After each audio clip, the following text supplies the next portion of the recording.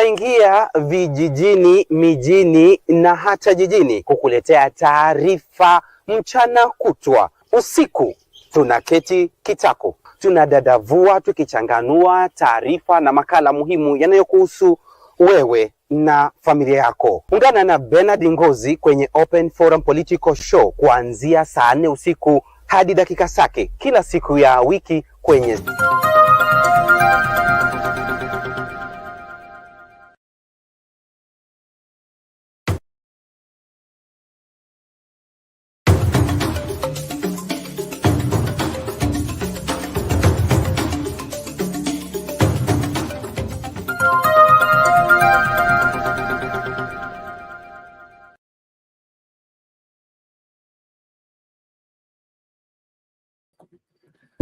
Okay, good evening and welcome to Sound Candid Talk, yet another episode of the Open Forum Political Show, the show that gives you an opportunity to air out your views on the current developments in our country, in our politics, and in everything that makes up our society. So, welcome back to yet another show. My name is Douglas. I'll be hosting you tonight. And last time we were here, we talked about President Ruto's visit to the mountain, back to the mountain. It's been 6 months, an impeachment and more. He's generally been avoiding the mountain, but he's back. Today was touchdown at Sagana State Lodge.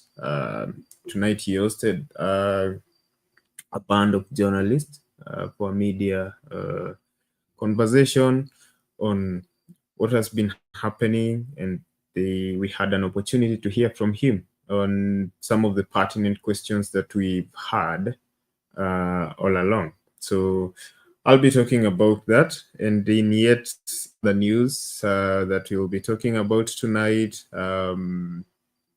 is one CDF Kahariri. I haven't been here since he last spoke alongside the NIS boss.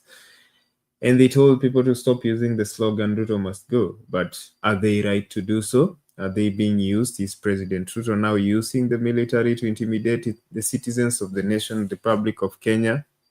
We are going to talk about that, even as Kalonzo and Eugene Wamalwa, who are now the official opposition, weigh in on the matter and slam the CDF. That is the Commander Defense Forces of Kenya. And in other news, last time we talked about Maraga's presidential bid. He officially,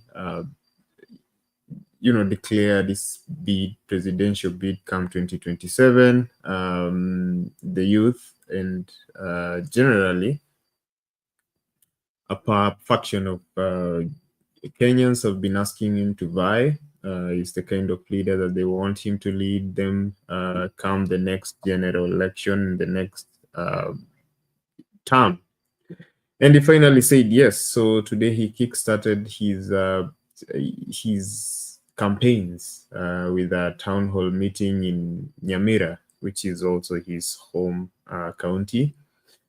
And we'll be taking stock of that. So we'll be talking about those topics and more, but for now, I want us to look at the sentiments of Kenyans. We'll begin with President Ruto's visit to Mount Kenya. As I've already told you, today he was at Sagana. He arrived at Sagana State Lodge, and he just had a few moments with the residents of the mountain. So let's just hear from them what they think ahead of that. Even as I wait for you people to come and join me in the show so that we have this conversation together. My name is Douglas. Welcome to the show.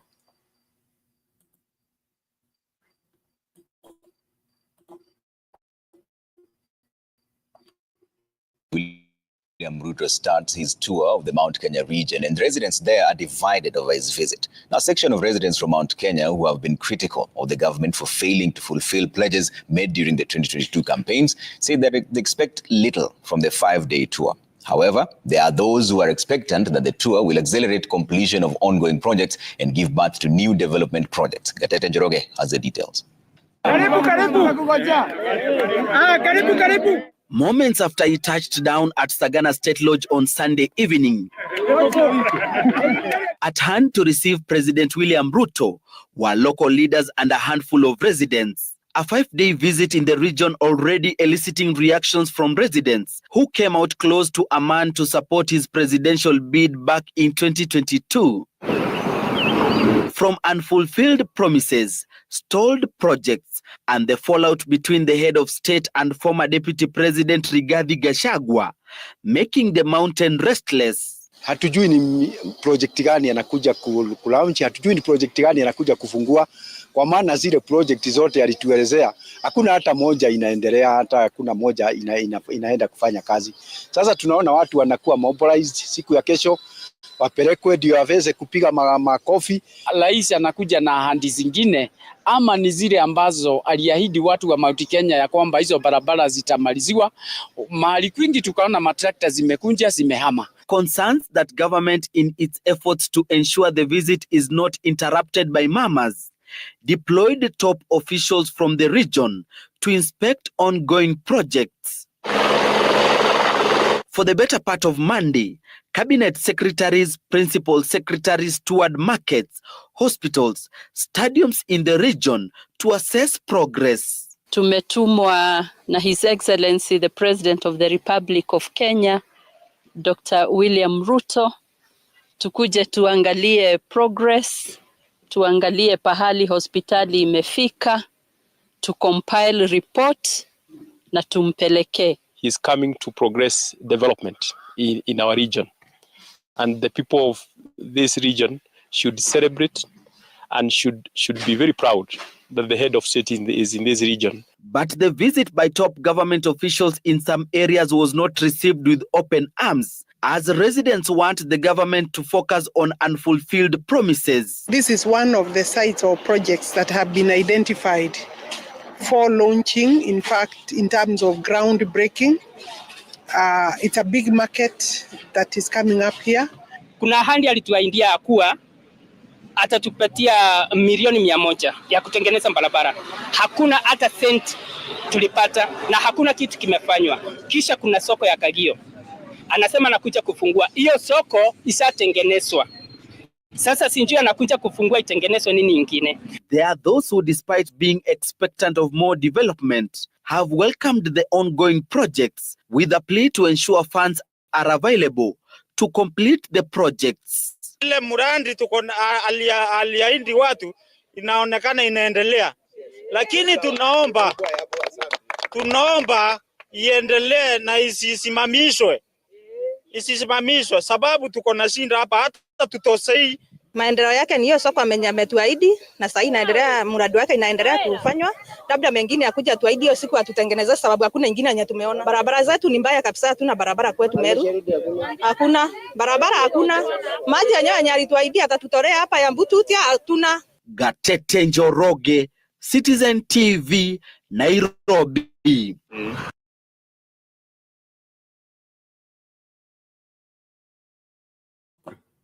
Well, okay, there you have it. Just some sentiments from a section of residents of the mountain region ahead of the president's visit, a visit which kicks off tomorrow. And there are lots of expectations on what is going to launch. Is it going to launch old projects? Is he going to bring new projects? What is he coming to do? What does he have for the people? But my question is this necessary? I mean, does the president needs to tour to come to your region for it to get development? Earlier I was watching the women rep of Laikipia in the morning, and she was saying that she needs to lobby, she needs to be close to the executive to be able to push the agenda of his people. But is that really the country that we envisioned? Because yes, it was that way. I understand it was that way during the reign of Moi, during those days of KANU, that for your people to get development and services, then you had to be in proximity with the government of the day. But isn't the new Katiba and devolution, and so wasn't it supposed to do away with that, so that regions develop as per the law? Anyway, I want to hear that from you. What do you have to say? But his arch rival, former DP, ex-DP, Rigathi Gachagua, has been on his tail. He's finally coming to his region, and yesterday he told his people to not show up for the rallies, to ask a lot of money. Today he says he just had some jabs to throw at Ruto ahead of his tour. So let's also take a look at these as we move on with the show. So let's have a look at this. Meanwhile, former Deputy President Rigathi Gachagua now claims that President William Ruto has not commissioned any projects in the entire Mount Kenya region in his 2.5 years in office, saying that the head of state has only been riding on projects launched by retired President Uhuru Kenyatta, which he says have stalled.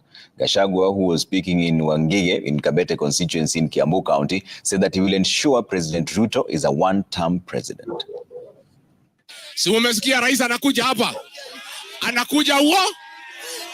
Anakuja kufanya nini?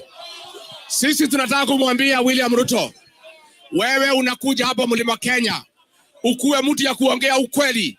Project zile zote ziko hapa katika mlima ni zile zilianzishwa na Rais Uhuru Kenyatta. Hakuna project hata moja yako. Kwa hivyo wewe ukija hapa useme project umefanya ni gani. Zile project ziko ni za Uhuru Kenyatta, umekataa kumaliza. Lakini usikuja kudanganya watu ya Mlima Kenya. Nani alipeleka Rigathi nyumbani? Nani ameharibu uchumi ya Kenya? Ni nani ataenda nyumbani 2027? Wale wanasema Ruto must go.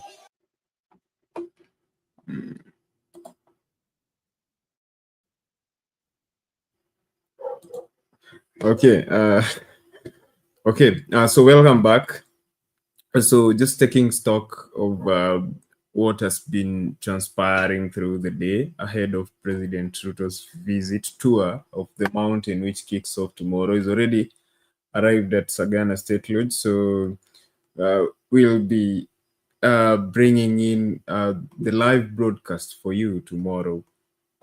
But for now, we're just having this conversation, what is happening, what's going to happen.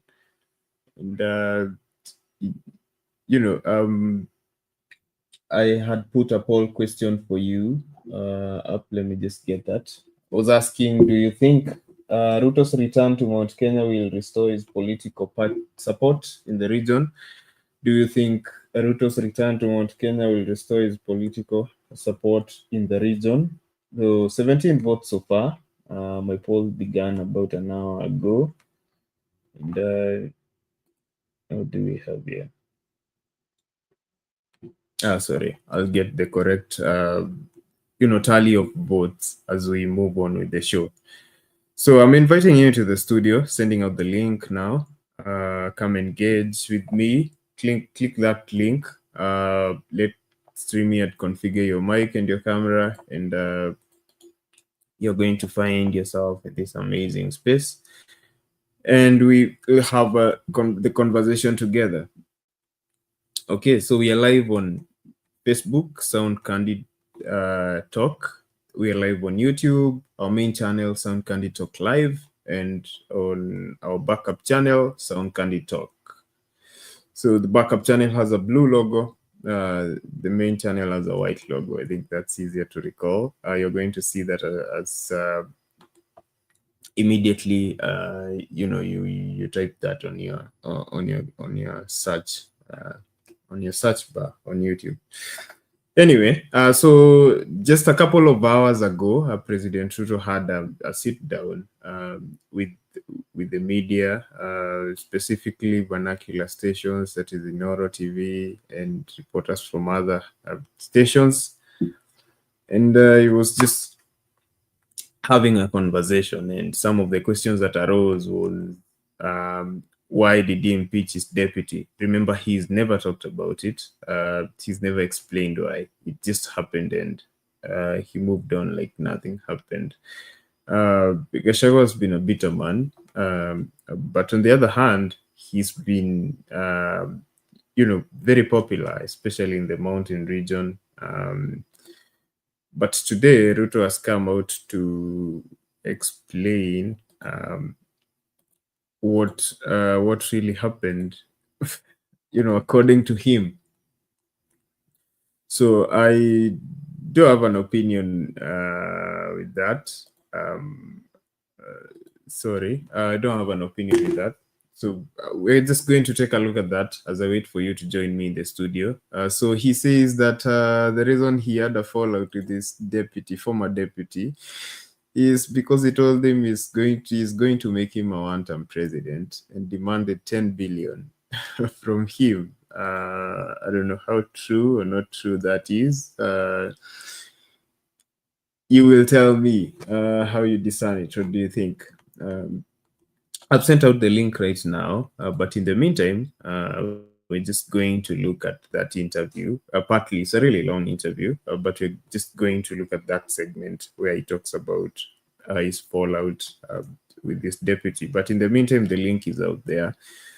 Come into the studio, join me into the studio, so that we can have the conversation. Able Counseling Associate says we can't join. I've not sent out the link. I've just sent it now. So it's out. I've just sent it now. It's in the comments section. If you're on Facebook or YouTube, I guess you should be able to see it now. So click on that link and just let StreamYard configure your microphone and your camera. Don't worry if you can't join with your camera. Still be able to hear your contribution, and I'll appreciate. Okay. I have Lal already with me in studio, so maybe I'll just let him say hi, then I'll play that bite that I had. So, hello, Lala, Jambo. Jambo, Douglas, how are you? Been good. My weekend has been good. How about yours? Mine was pretty good. We had few things with the family, and but overall was a good weekend. Yes. Mm-hmm. Okay, so it's been a holiday back at home. I don't know if you people have had a holiday today. Which holiday is that? Eid ul-Fitr. Oh yeah, okay. We don't have one over here, but the Muslims, yes, they do have the Eid. Okay. Okay, so welcome to the show. Yes, so tonight we're just taking stock of the president visit to the mountain. So he arrived in Sagana on Sunday evening, I guess. Sunday evening, he spent time with media people today. They had lots of questions for him, but his tour officially starts tomorrow. It's already Tuesday here, so Tuesday. Oh, I don't know what you have to say about that. There's a bite I wanted to play, but I think I just hear some thoughts from you before we move on. Kwanza kabisa, habari zenu wa Kenya, all the listeners in the background and those listening on their whatever their systems. I'm Jambo. I think thank you first of all my brother, my young son, for being available, Douglas, to do this for us.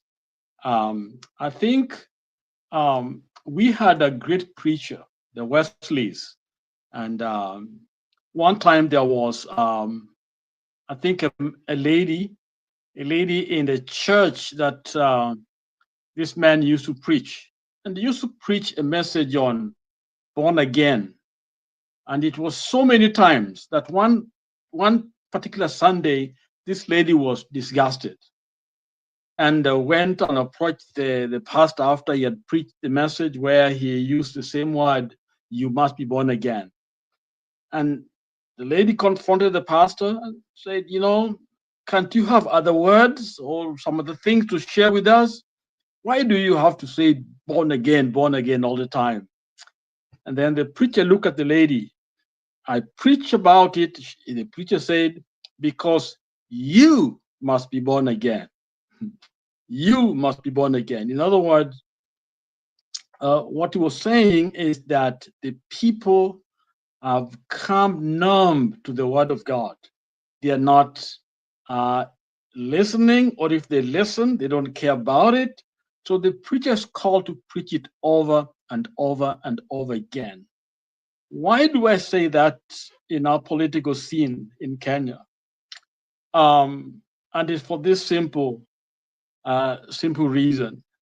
You see, when a leader loses their legitimacy, okay, or his legitimacy or her legitimacy,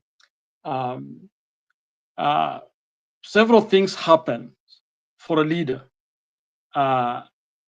Number one, when people no longer trust and believe in you, okay? These are facts, People don't believe in you and your governance, in your regime. They have lost that trust in you. That's number one. When I lose, number two, they no longer believe they have the right to be ruled, that the authorities or the leaders is justified. So in their mind, they don't expect anything from you because they don't respect you and they don't want you. They don't believe in your authority, and that's what they believe, because they believe you are incompetent, you're corrupt, you're tyrannical, therefore you've lost their trust. Okay, when you try to force yourself. And so why am I saying this? Ruto and his team know very well that some of us lost him, okay? So coming to different parts of Kenya, especially now in the central, people really are not expecting anything, okay? So what can he do? And what he can do is to come and do nothing. That's all he can do, okay? So even for people to expect him to do something, first of all, it makes the people, some of us, look very primitive when we are waiting for some goodies to come. In other words, we bypass the normal processes of developing our economy, our people. Now we are waiting for somebody atupatie kidogo tu. Yani akija hapa tupatia. I mean, that's just primitive, even to expect that to happen. Umeona watu wanakazungumza hapo, atatufanyia nini? It's like a leader comes, it's like a goodies to bring. Kama watoto, wajua nilikuwa mdogo, mama akitoka sokoni, unangoja, unaona vitu vinatolewa, unangoja as a sweetie ama peremende and all that. That's what you're looking for. Mama akitoka sokoni atuletee. is the primitive form of leadership. And here we are, we claim to have better than other African countries, supposedly. You know, we have this big economy, we have all these tech people, but behaving primitively, waiting for somebody to give us something. In fact, they'll be very happy if akileta kitu, knowing that amenyang'anya another place anatuletea. When he come to our village, we are very happy. It's like we are waiting for him to come, which is a primitive way of leadership. And I pray that our young people will not fall to such kind of tactics, such kind of primitive ways of leadership. So to me, Ruto has brought nothing. If it comes to talk about ideas to learn from people, like any leader is every right to go to any part of the country. But at this time, to play politics on people, it is so sad. And I blame our people that I think I heard somebody talk about using Moi tactics, because he's the one with the bag and analeta goodies and akuja nazo. In other words, we don't need parliament, we don't need all these other things because he's a judge, he's justice. You know, what he wants, you know, goes. If you are a thief and your clients, you're fine. Okay. So and you've seen that happen quite a bit in our system. When you are bad, according to the president, it means you are also a criminal. Okay. And Kenyans are okay with it. So even though we talk about Ruto all the time, we need to talk about ourselves. Why do we accept this when we have the education? It seemed to me that those old leaders who never went to school, or they had a very same education, a half-baked education, who had a lot of more common sense than some of us, because we have been blessed with schools. We are supposed to have travel everywhere around the globe, use a lot of money to benchmark and see how things are done in those countries. And then we come and do something like this. I mean, it is shameful. This is not the way to develop and how to grow. So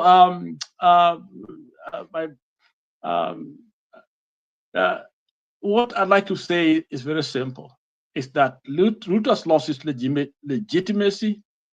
He has failed to address, critical issues, economic issues, social issues that needed his attention. Okay, he is, as a matter of fact, he is a man that is there. The most important thing that should have happened is for him to resign, or Kenyans to vote of no confidence, or we put out whatever, a referendum. What is, if that's one of the ways to do it, whatever it is, to recall this leadership. For us to let it go up to 2027, I think it's a big mistake. That's my own opinion, and based on what I see. On the other hand,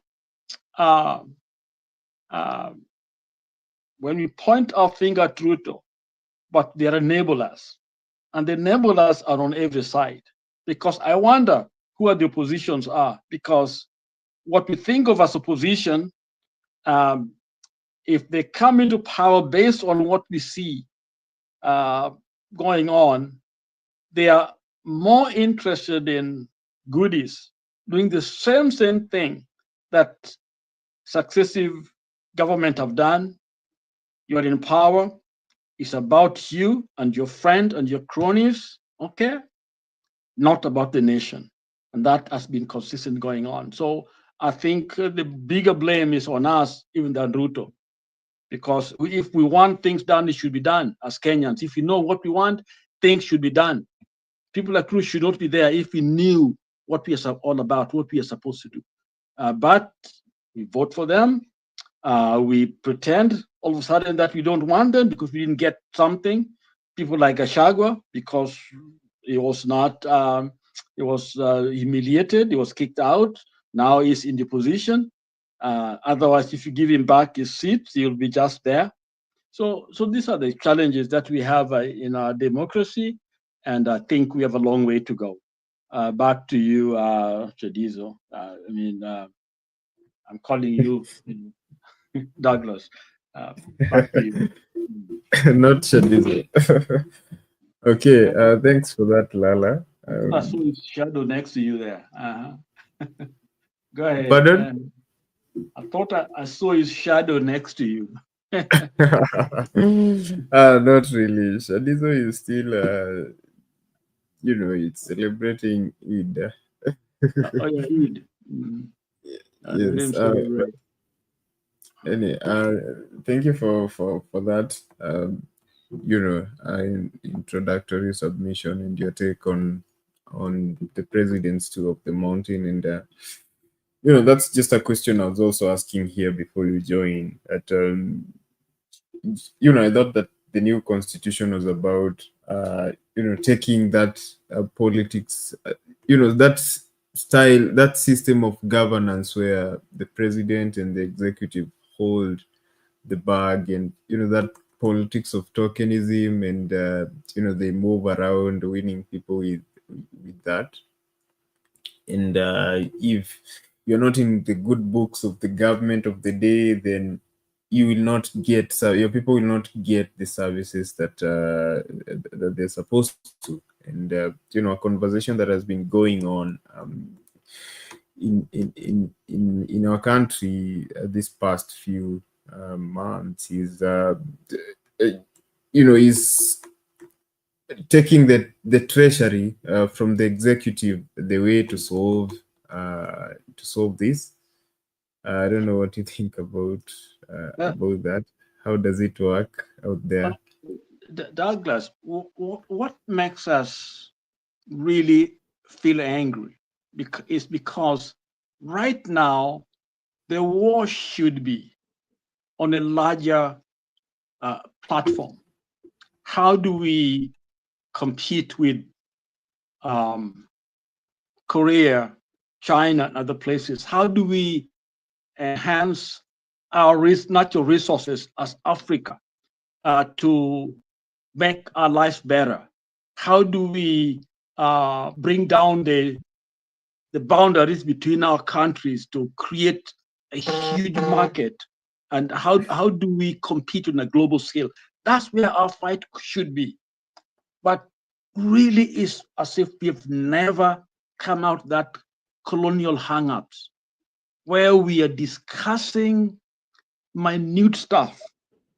Kenya has enough for all of us.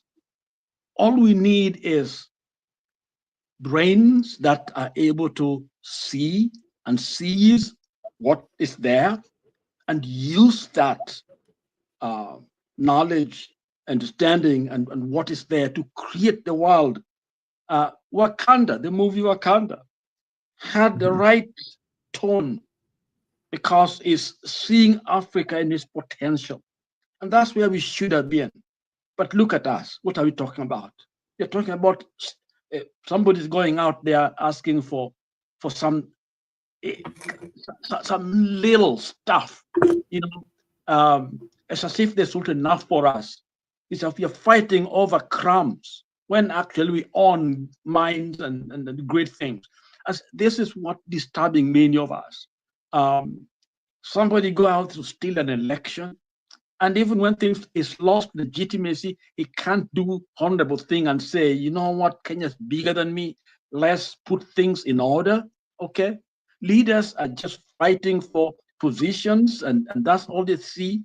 So the question is, when are we going to develop? When is Kenya going to develop? Okay, when you go out, I've been almost every part of this globe, everywhere. I've been everywhere. I've dined with the powerful people. and sit down there and I think about my little village in Kenya, okay? And I'm wondering, when are we going to use those wonderful resources? And people know that when they talk to you as a Kenyan, it's almost like they're salivating on the fact that you come from there, the beautiful land, the opportunities that are available in Africa, and different things that are there. They see it. But for us, we are fighting wars. We are focusing on wrong things, when actually we should be helping our young people to be able to focus on the real battle. Look at the ways that we have in here. Look at M-Pesa, the technology and all that our young people are able to bring up, But you see, who benefits? It's the Googles when they hire them. It's the Boeing and others. There are a lot of Kenyans doing great jobs out here. If you'd get those and bring them back to Kenya, give them the support that they need, I'm telling you, there's nothing we cannot do in that country. And we have everything. I live in the north, where you know very well that certain time of the year, you're in winter. There's nothing you can do. Things are shut down, okay? The land is not as productive. You have to put some manure for it to be able to produce, okay? And yet we sit on the sun, imagine the energy that we are wasting. We sit on the rivers, getting into the ocean. We have a lot of things we can do with it, irrigation and all that. And our people live like birds. You see, take a train from Nairobi to Mombasa or to Western Kenya and look through the window and see those are our brothers and sisters in those little, huts, grass thatched and makutis and all that. And people just have maybe one shirt and one shoes if someone don't have shoes. And if they eat a meal, what's the difference between that person and a bird? Okay? What's the difference? That's not different. And the majority are there. And it's just few of us who have been privileged, who have gone to school, who are able to buy this and build this and build that. A very small percentage. So majority of our people are still trapped in those, areas, in those rural areas, and in our slums, but no future. Yet here we are, instead of talking about ideas, ideals, things that we can do, encouraging our young people to get into some of these schools and equip the labs and do things that will help us. We are still dependent. In fact, I would say that the poorer people are more productive than even some of us, because at least they go there and dig and eat food. For us, we are looking for somebody to take care of us. We want cell phone from some other place. We want shoes from Italy. We want this and this kind of car. And we think we are great when we fly those choppers. I saw Barasa with this chopper, That's what we're doing there is basically stealing from this hardworking, poor people with their taxes.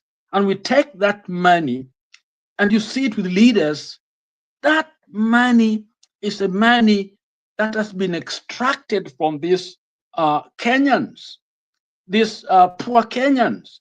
These people sold their cows and their goats and their land and all that. You wonder where that money goes to? It goes in the pocket of these politicians. And these politicians take that money where? To America, to Europe. They go buy some of this, big cars and all these things. That is the taxpayers' money. So we are basically feeding these vampires. And these vampires are there to ship that resources out to the country. So the enemy is our elite. Some of us were educated because we are not bringing anything home. We are extracting from our home, and people are getting poorer and poorer and poorer. That is the condition that we face with. And we are not doing enough to be able to change that mindset so that we can be able to reverse and allow our people to be able to use what they have to build their lives. and to build their economies so that Kenya can be a respected country. We are not. Because Ruto's going to Central. What is he going to do there?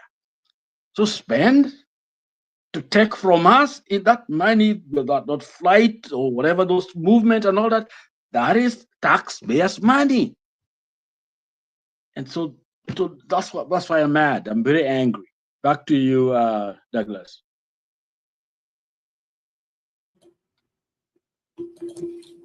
Okay, Lala, thank you for those sentiments. Okay, and I think in other news, the president today he had a media roundtable with vernacular radio stations and led by Noro TV, and one of the questions that popped up was why he impeached his deputy. That is something that he has avoided. Not really avoiding. He's not talked about it. He's not explained why. Gachagua has been running around telling people this and that. But okay, so he just shared his side of the story, and in the meantime, we just have a look at that. But before we do that, I just want to invite you into the studio. The link is out there. Maybe I'm just going to send it out one more time. The link to joining the studio. Let's stream and configure your mic and your camera. Then you're going to join me and Lala in this conversation. But for now,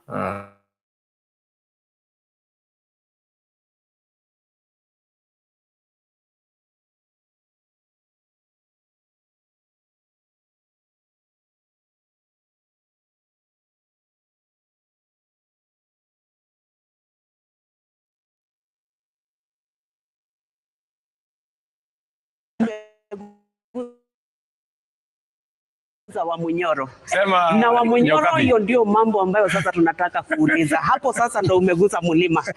Wakati ulikuwa hapa na watu walikupenda sana, ulimchagua Bwana Rigathi Gachagua akawa naibu wako, mkaingia katika uongozi.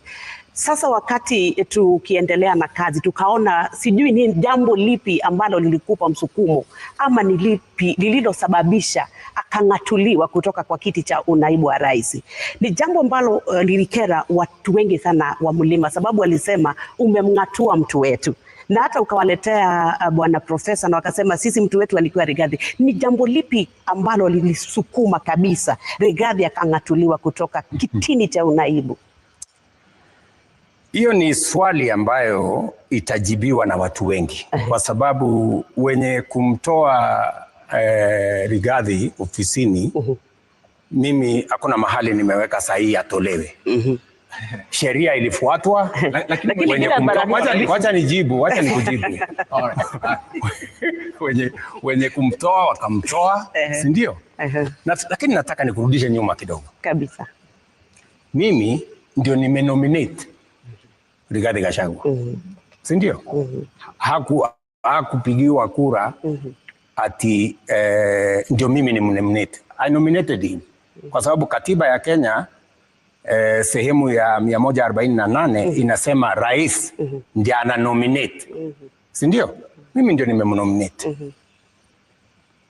Na nimemnominate kwa kura yangu moja. Si ndio? Na mimi nataka nikueleze. Hata wakati mimi nimemnominate Bwana Gachagua, niliuliza, kwa sababu nilikuwa na wabunge wengi, viongozi wa kutoka mlimani. Tuliketi chini na wao. Nikawaambia, jameni, mimi nimefanya kazi na Mheshimiwa Uhuru Kenyatta miaka 10. Nimefanya kazi kabla ya hiyo. Nimekuwa rafiki ya watu wa mlimani. Na wameniamini, wanataka kunipatia kura zao. Nataka nyinyi kama viongozi wa kutoka mlimani, wa bunge wa sasa, mmoja wenu ama mmoja wa viongozi wa kutoka mlima awe naibu wangu wakati tunaenda kwa uchaguzi. Nasikia Nyokabi? Nasikia. So nikawaachia nafasi, nikamwambia haya, mnipatie mtu. wakazungumza pale kwa ofisi yangu Karen pale nikiwa naibu wa rais. Karibu mpaka saa 10 toka asubuhi. Mwisho wakaniambia tumeshindwa. So tufanye namna gani? Nikamwambia hapana, hamwezi kushindwa. Wakaniambia kwa sababu tumeshindwa tunaweza kupiga kura. Nikamwambia pigeni kura. Wakapiga kura. Nasikia? Si unataka ukweli? Kabisa. Ikapigwa kura. Huyo Profesa Kindiki akapata kura 27. Ule rafiki yangu Rigathi akapata kura 5. Unasikia? Sasa wakati hawa viongozi wameniletea majibu nikawaambia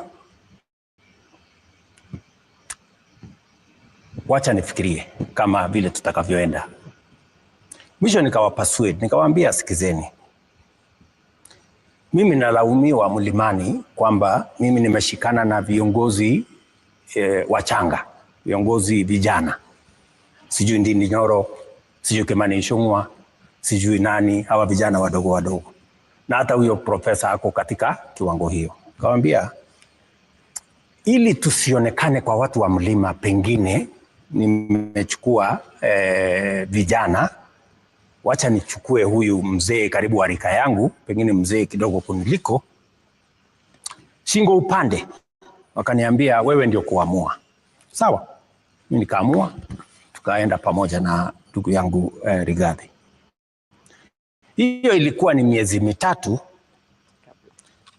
kabla ya uchaguzi, si ndivyo? Baada ya uchaguzi sisi tukaanza kazi. Mambo matatu yalitokea. Ya kwanza, shida. Kesi. Kila siku kwa kesi. Itumbi amesema sijui ameandika nini. Sasa tukafanya kesi. Kaita Itumbi. Deputy President ameketi hapo, mimi hapa. Wewe Deputy President anasema umefanya. Haya, tunamaliza kesi. Next, baada ya wiki moja, Faruk PA, mtu mdogo, amefanya. Haya, naita Faruk, amefanya kesi.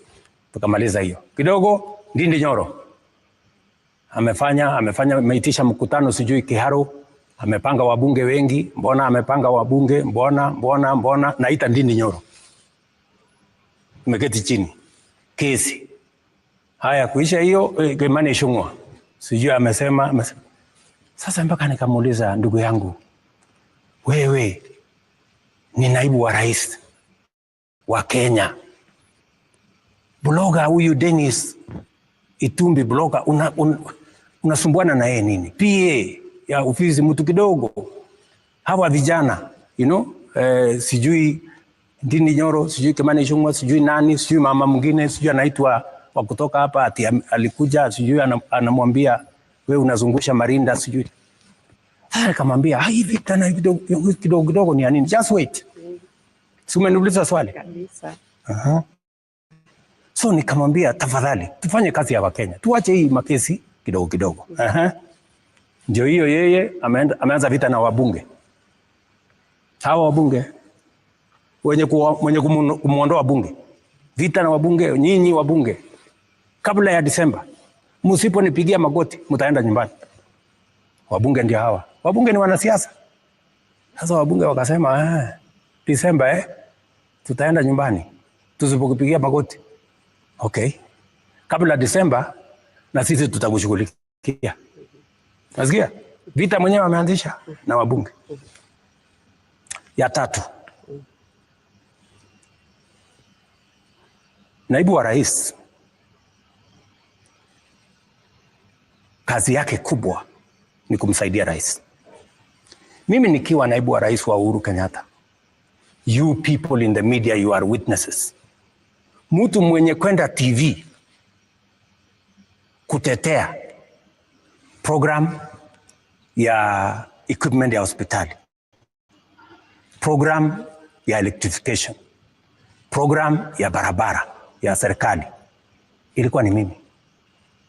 I went to more TV stations many more times than even the president himself. Kwa sababu ni kazi ya naibu wa rais kuprofile kazi ya serikali. Na wauliza nyinyi, KTN, Citizen, NTV, mulimuona Rigathi ameenda kuongea barabara siku moja, sitima siku moja, program ya UHC one day? What? For 2 years he never stepped in any station kusema program ya, wacha hata station, hata in public kuongea mambo ya serikali. Sawa, mimi nikamueleza, my brother, you know, manifesto tumeandika housing, manifesto tumeandika universal health coverage, manifesto tumeandika tutasort out mambo ya walimu, manifesto tumeandika, na manifesto si gazeti. Mheshimiwa Rais, just wait, manifesto si gazeti.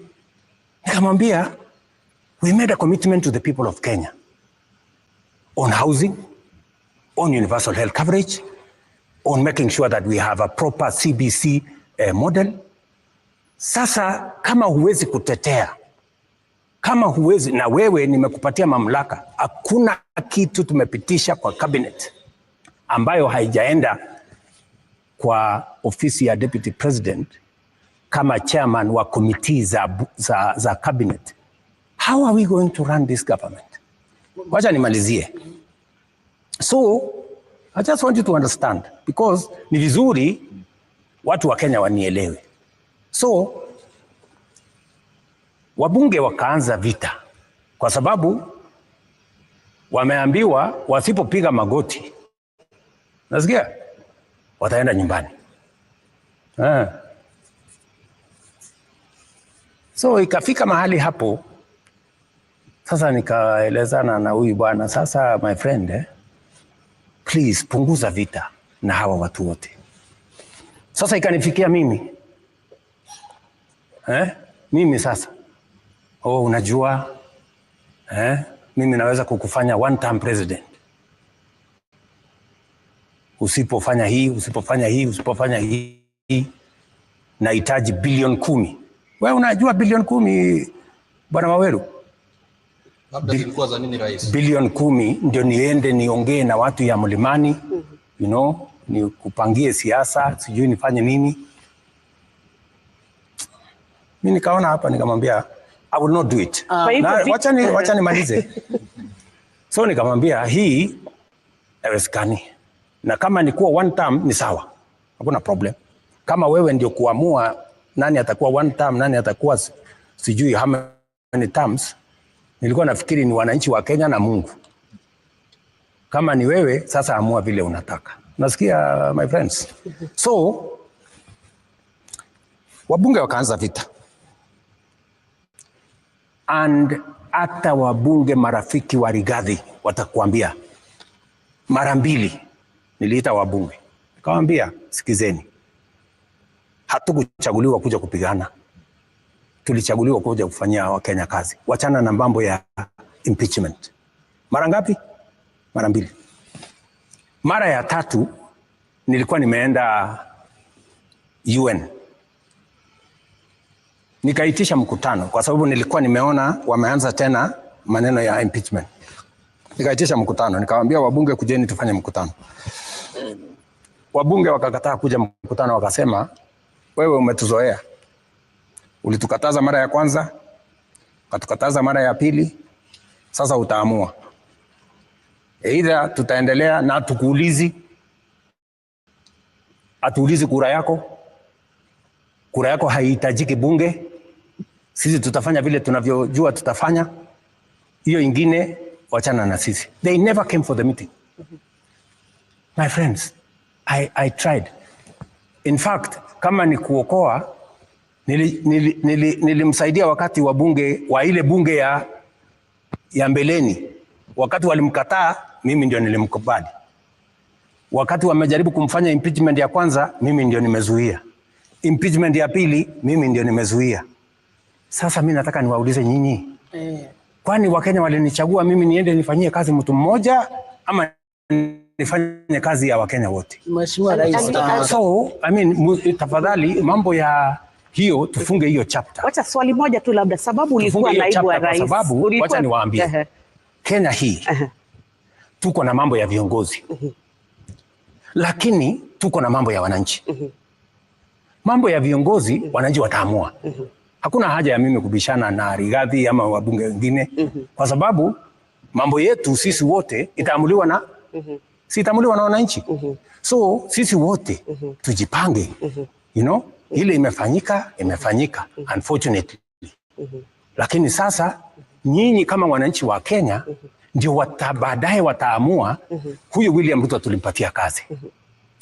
Amefanya, hajafanya. Kama amefanya, watajua vile ya kufanya. Kama hajafanya, they know what to do. Mambo ni rahisi hivyo, lakini tusishinde tukipishana mambo ya viongozi. Kama tunaongea mambo ya viongozi miaka nenda miaka rudi, this press conference, that press conference, maneno ya wananchi tutaongea lini? Wakenya wenyewe mimi nimekuja Mount Kenya kuongea mambo ya wananchi. Mambo ya viongozi wananchi watatuamua. Mheshimiwa, hata hivyo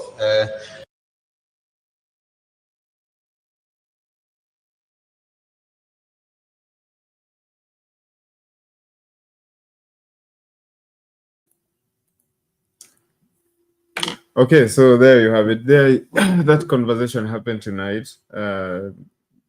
You know, at Sagana State Youths, and so this is what Rigathi had to say in response on social media just moments after that interview. He said, "I'm now convinced more than ever before that biological lie is a mental disorder.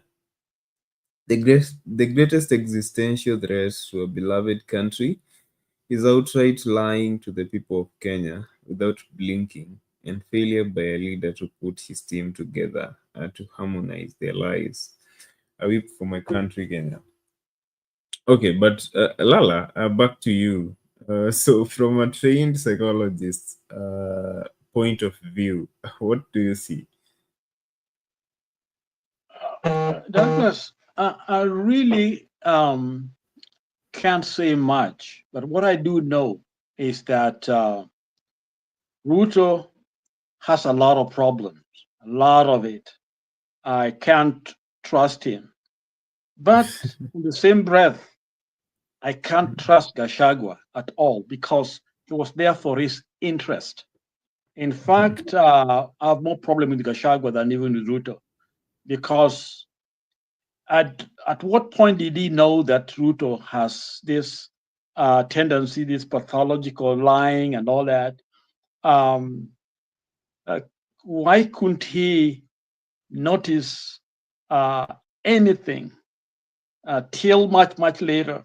As long as the wrath was towards people he didn't like, as long as the economy was not the focus of certain areas or the entire nation, as long as he was in power, able to tell the people what they're not supposed to do. So to me, I think he was basically building his own system rather than the government, because he did not, his term in office was very pathetic. As a matter of fact, I think it was good that they get him out. So to me, I think the two of them are embarrassment to the country, and of course, I also still have to put the blame on us wananchi, because we knew there's nothing. No, Ruto did not come from the moon somewhere. Ruto as a history, and that history has been known all along. Gachagua has a history, and also we know his history too. So even when they are talking, we're just watching and listening, and they are not convincing any of us. Well, they had the issue between the two of them, but the people who suffer are us, because it's our funds, it's our taxpayers, it is our country, is the stagnation of our development, which threatens our future, and that's the result of this kind of leadership. And that's why I think the bigger blame is on us as wananchi, for not standing strong enough to be able to tell these two people that they didn't deserve to be where they are. So that's what I can say. The details, I'm sure they have the details are there. I mean, the meetings are there. So whether it's lying or not lying, I don't know. But both of the two gentlemen are no good for the nation. Back to you. Okay, thanks, Lala, for that. But you know, I continue to invite you into the studio. The link is still out there. Welcome to the show and engage with us. You know, tell us what are your views concerning you know, this new development. The president is already touched down in Mount Kenya. He's at Sagana State Lodge. Tonight she had a conversation with media, and just lots of questions there centered around development, his former deputy, J.B. Muturi, and all that stuff. He had a lot to say. You know, part of it is controversial. He says that his former deputy demanded 10 billion to save him from being a one-term president. But you know, I just wanted to hear from Lala how true that could be. You know, you're asking a wrong person, because to me, both of them are thieves. I'm sorry to say that. And so when, so the fight between them may be true, because that's what they're all about. It's about that. I mean, that's very consistent with what people, you know, perceive of them, and that they are not interested in the development. Because if they are, then Ruto would say, "Let me step away from here. Gachagua go. All of us go. Let's give Kenya their country. Let's organize ourselves towards, you know, what can give us as a nation the future that we're looking for." But they are not seeing it. They are actually fighting for power to retain power. And then we, the Wananchi, who claim to be holier than, supposed to be the one, the honor of this thing. We are supposed to be the one who are for democracy. We want good governance. We want development. We want our kids to go to school. And here we are entertaining and listening to lies. Okay? That's what beats me. Maybe I think Kenya should wake up. We are going nowhere with these people. Really, we are going nowhere. So the 10 billion is not impossible. I think a figure like that may have been discussed. That's the only thing I believe Ruto, you know. But there's much more to that discussion. More than I'm sure there may have been other fight over a certain amount of money, you know. That's what we know, because these people are no good, really.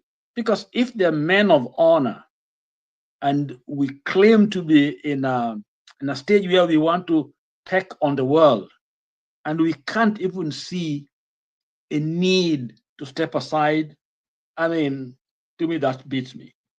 Any country, anywhere, the logical thing would have been, let's form another government. In fact, the government should have resigned, especially parliamentary system would have been resigned a long time ago. A very simple thing, not even a big thing like this. This, to me, I think is very treasonous. You know, these people should, some of them will be in jail. But what are they doing now? They are trying to stay in power. Now tell me, what can whatever it is, you know, the regardless presidency look like if Ruto one is looking like this? And as I say that it lost legitimacy, it means that what we are dealing with is a decline of everything. Things We may see some development, but those would happen actually with or without these guys, because we are a nation. But what I know is that when a leader loses legitimacy, the economy, the social fabric of the nation, the moral ethics and all that, everything starts declining. And this is, I'm afraid, this is what we are dealing with. Till we step in. 2027 will not do it. Kenyans must do it. Because 2027, the same people will get back in because they got the money, because we love money, or they dish out the money. And for us, we'll be doing the same talks here.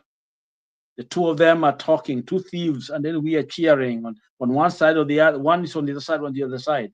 This guy should have been out, all of them. That's what I believe in. Back to you. I think someone has joined us. I don't. Msimamo iko hapo. Nzuri kumwona ndugu yangu. Pole sana. Najua alifiliwa, lakini sijamwona tangu afiliwe. Pole sana ndugu yangu. Karibu. Back to you, Douglas. Yes, thank you, Lala. And right now kuna Msimamo in studio. Maybe Msimamo will tell us hi and where he has been. Msimamo, jambo. Safi sana ndugu wangu hapo Douglas. Na mzee wetu hapo Lala. Lakini pia vile wale wengine wote ambao wanafuatilia haswa kipindi. Kule comment na kwingine kote kule duniani. Nipo. Ni shughuli za hapa na pale, lakini nipo sana tu. Na nashukuru.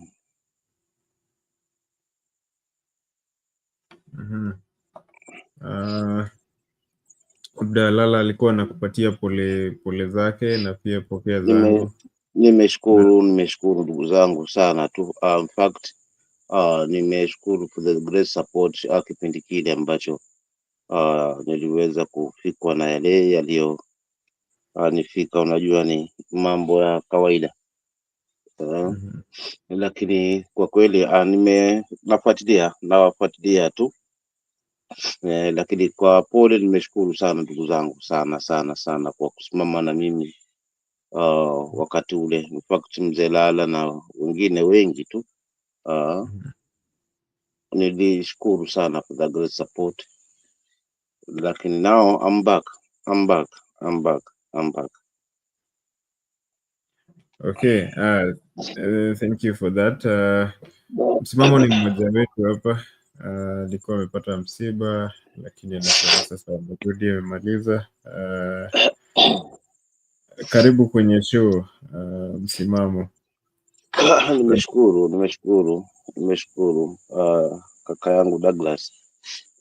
Nilikuwa nafuatilia haya mnayozungumza hapa, na mimi vile pia nimeyafuatilia, nikawa na maswali chungu tele, kwa sababu haswa pale nilipofikia, haswa masuala mazima alipoulizwa huyu ndugu yetu rais wa nchi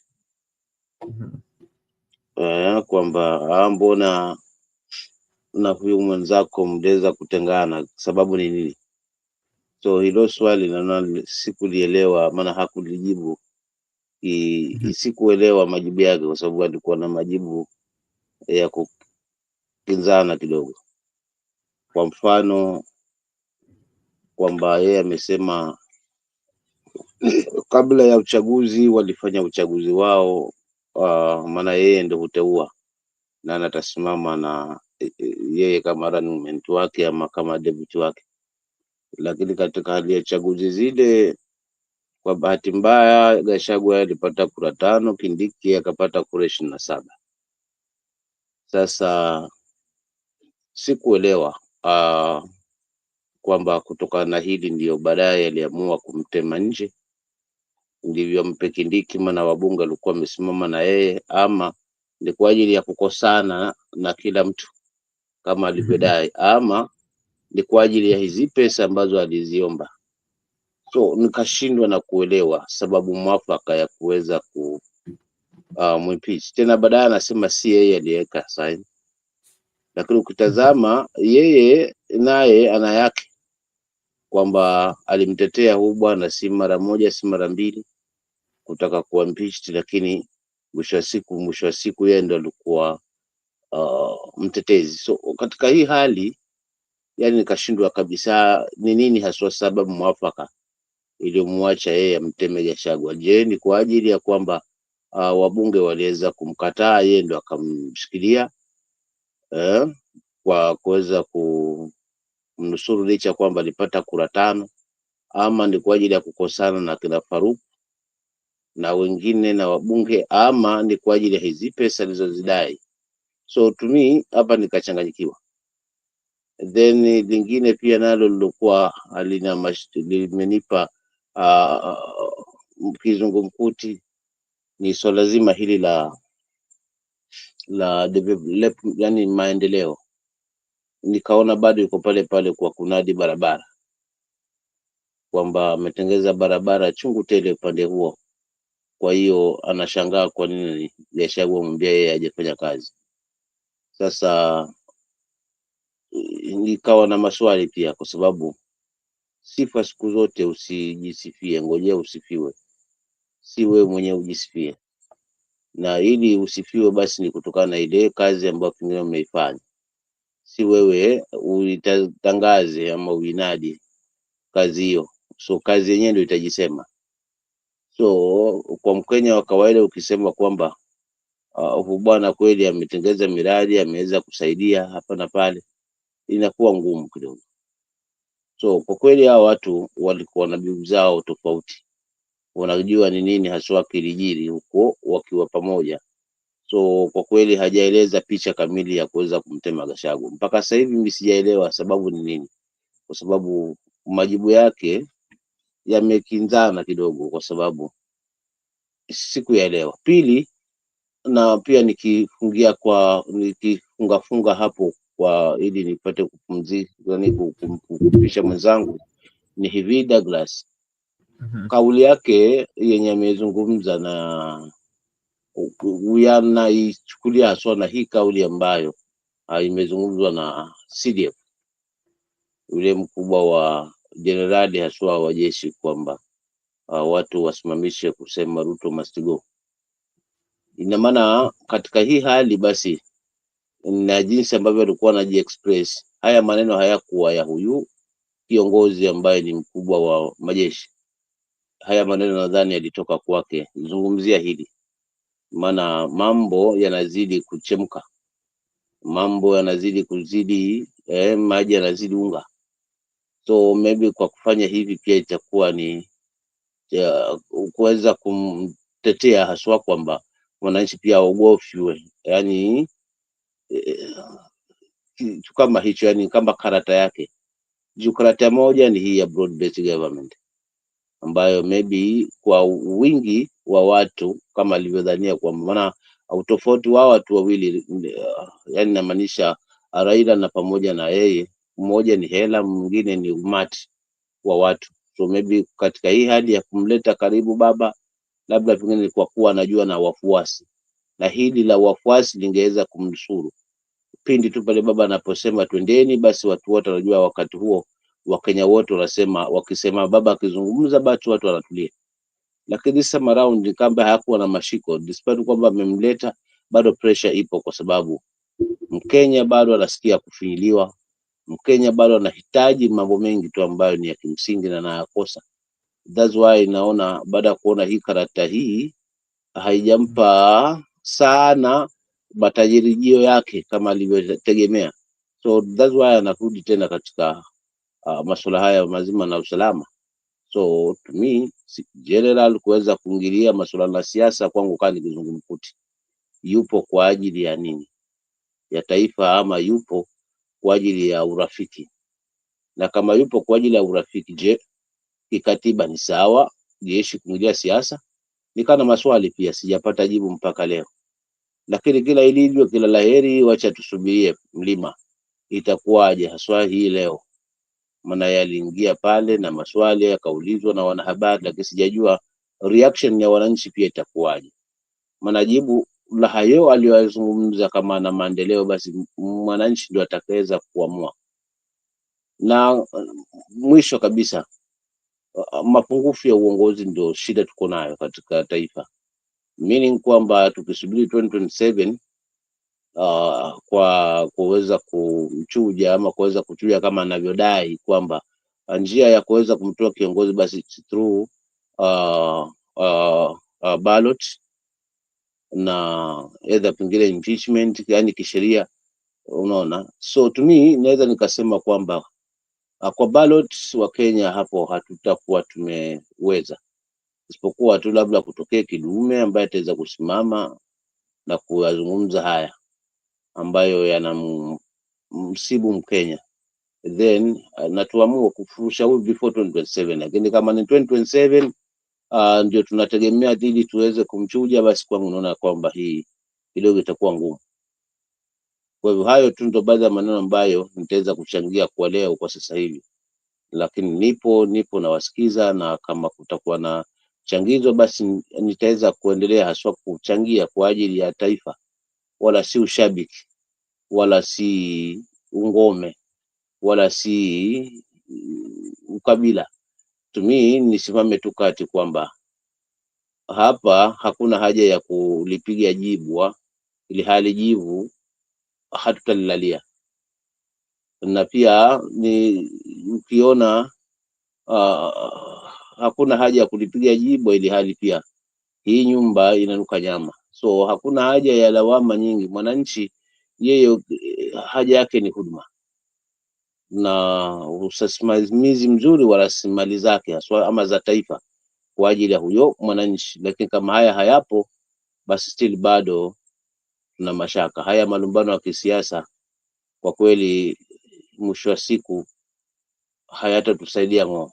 Kwa nitaachia pale kaka Douglas na nipumzike kiasi nipate tama la maji, basi nipo. Asante.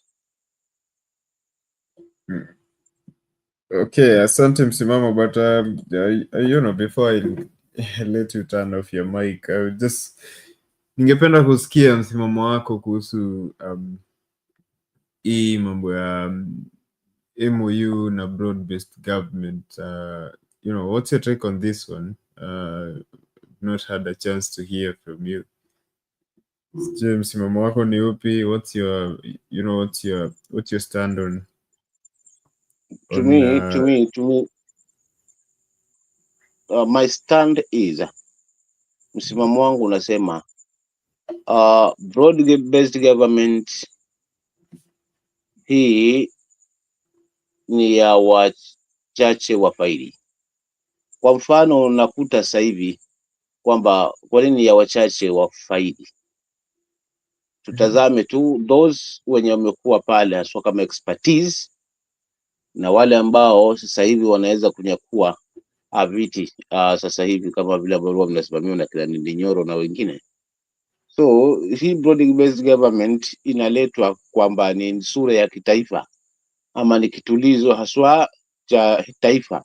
But me naona hii ni opportunity ya wale wa ndani wa mzee kwamba wapate nafasi na wao wapate nafasi katika hii serikali, kwa sababu hiyo ndio hali naiona kimtazamo wangu. So to me broad based government ni kama hujuma kwa mwananchi, kwa sababu still bado ni wanasiasa wale wanazunguka, wale waliogombana wakati ule sasa hivi wameungana tena, unaona hawa nao wengine wanatoka hivi wanaungana kule. So hii ni kitu ambayo to me imefanyika muda mrefu, wanasiasa kutupitisha huku na kule, kama vile mfano wa panya, huyu anaingilia huku anatoka na kule, lakini mwisho wa siku anayeumia hapa ni mwananchi mwenye kutozwa ushuru, kwa sababu broad based government ingie, mimi sijaona tofauti kubwa kutoka pale enzi za mwanzo, hata before broad based government, yani kutoka hapo mwanzo haswa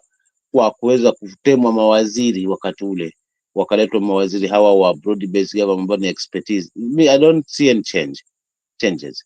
Mi naona ni nafasi ya wandani hawa kwa karibu wa Raila kuweza kupata ajira, na pia vile vile Raila kuregesha mkono kwa yale ambayo Ruto ameweza kumwonyesha na kumsimama na yeye wakati ule wa AU, despite kwamba chanzo kikubwa cha kufail kwa baba kule ni mahusiano kati ya taifa letu na mataifa mengine ya Afrika, na vile vile pia haswa bara zima la ama dunia nzima, kwamba uaminifu katika taifa letu haswa katika uongozi huu dhidi ya mataifa mengine ni kidogo mno. That's why unakuta hata wawekezaji wanayumba yumba. So to me naweza nikasema broad based government ni ya urafiki wa wanasiasa wa faidi, kisingizio kwamba wanaleta sura ya kitaifa pale, kwa sababu right kama broad based government ingekuwa ina involve Azimio wote, yani Azimio, the team Azimio yote, maybe hapo ningesema kweli yes ina sura kitaifa, but utakuta hii it's like the ODM na ODM tu peke yao ndo wako katika hii broad based government, ili hali Azimio ilikuwa na wengi, ilikuwa na viongozi wengi haswa, unaona. Kwa hivyo tumi inaweza kusema hakuna lolote ambalo ni jipya hapa katika broad based government, isipokuwa tu ni kutufumba macho tuone kwamba taifa hili ni muhimu kuliko mtu mmoja kama inavyonadiwa, lakini kwa kweli huu ni urafiki na wanaofaidi ni hawa wanasiasa kwa kujigawia nafasi za ajira ama nafasi za kazi, ili waendelee kula mishahara na wananchi waendelee kupeana ushuru wao, wakiendelea kuteseka haswa wakikosa zile huduma muhimu kama vile afya, elimu na usalama. So msimamo wangu ni kwamba broad based government ni hujuma kwa Mkenya. Asante.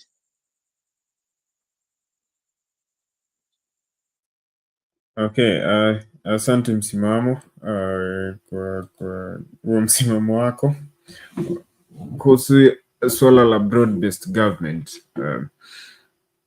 Okay, anyway, so amongst other issues that I still have Lala. Okay, before I move to that, I think I should just take a few comments. Although leo to comment section ni kama wamelala. But anyway, we have Osam who says a very arrogant, according to the president and how Gachagua has behaved since his impeachment. My own opinion is Gachagua is someone very difficult to work with. He's not a good teamwork person. He's a very arrogant person. He acts without thinking. Imagine during the Gen Z protests, he traveled to Mombasa and started making press addresses after the president. He thought an opportunity had come to get into power through the back door. Anyway, yes, so that's concerning the issue, what the president had to say regarding, the impeachment of his former deputy president, Rigathi Gachagua. But anyway, a question I just want to pose before we move into to the next segment, last segment of this part of the conversation. Back to you, Lala. So the president says he impeached, he appointed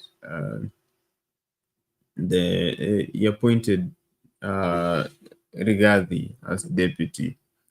Just if we could move, a little quick on that. I just wanted to get some clarification, because I've always thought that the president and deputy president win the seat on a joint ticket, and what's the framework according to the constitution? He says he appointed him, so he can ditch him whenever if he feels displeased. But the original thought, I thought that the constitution was about avoiding that case, that sort of scenario. In the past, the vice president was at the mercy of the president, and if you look back, Moi had I don't know what, over 5 vice presidents. The founding father, Jomo Kenyatta, the same. He was merely the president's appointee. So the president says that he appointed Rigathi. Is that how it's supposed to work? Lala, msimamo, whoever has a thought on that one before we move on.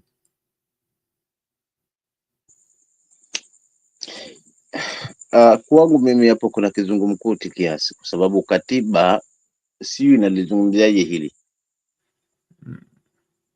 Unaona maana tukienda kwa kura basi tunamchagua rais na pamoja na deputy wake, kwa sababu huyu ni kama rais. Endapo litatokea lolote, basi huyu mwingine huwa ana nafasi nzuri ya kuweza kutawala ama kuweza kuchukua usukani. So katika hii hali, kimtazamo wangu nasema sawa, kama nasema yeye anaweza kumappoint, meaning anaweza kumtema wakati wowote, maana yeye ndio aliweza kumchagua. Na ndio maana pale najenga hoja yangu kwamba kuondoka kwa Gachagua si atudanganya seme si yeye hakutia sign, ni wabunge kule, kwa sababu baada ya kwamba wameweza kutaka kumuondoa mara ya kwanza na mara ya pili, na ikaifikia hatua ya mara ya tatu, kwa hivyo akawa hana msalie mtume, kwa sababu bwana hakuwa anaelewana na kila mtu. Unaona, alikuwa na malalamishi ya huku na kule. Lakini kikatiba najiuliza, hawa watu wamechaguliwa kwa tiketi moja na wananchi kama msaidizi wake haswa. So ni tofauti na pale awali na katiba ile ya mwanzo, unaona, na wale waasisi walioteza kutanguliwa kama vile hayati Mzee Moi na pia hayati mwanzilishi wa hili taifa Kenyatta. Muongozo wa katiba ile ni tofauti na muongozo wa sasa. Lazima unakuta wakati ule tulikuwa na makamo, sasa hivi kuna na vice president, sasa hivi ni deputy president. Unaona hiyo tofauti yenye ipo. So kama ni kuchaguliwa, walichaguliwa wote kwa pamoja kama kitu kimoja kwa one ticket, kwa mtazamo wangu. So haya masuala kwamba anaweza mtema wakati wote, basi kama ni kumtema, hangekuwa na haja kumtafutia vijisingizio kama hivi alivyovileta, kwamba huyu kwanza alishindwa, unaona, akapata kura 5. Kwa imani yangu ni kwa sababu watu wa Central walikuwa na hujumu kwa kuweza kuungana na vijana. So katika mtazamo wake akaona kwamba mtafute huko kwa sababu ni rika yake, ama ikiwezekana kwanza amemzidi, ndio maana aliweza kumchagua yeye licha kwamba alipata kura 5. Kisha baada ya miaka 2.5 ama na robo, akaona ni bora mregeshe yule ambaye aliweza kuchaguliwa na wabunge ushindi wake wa kura 27.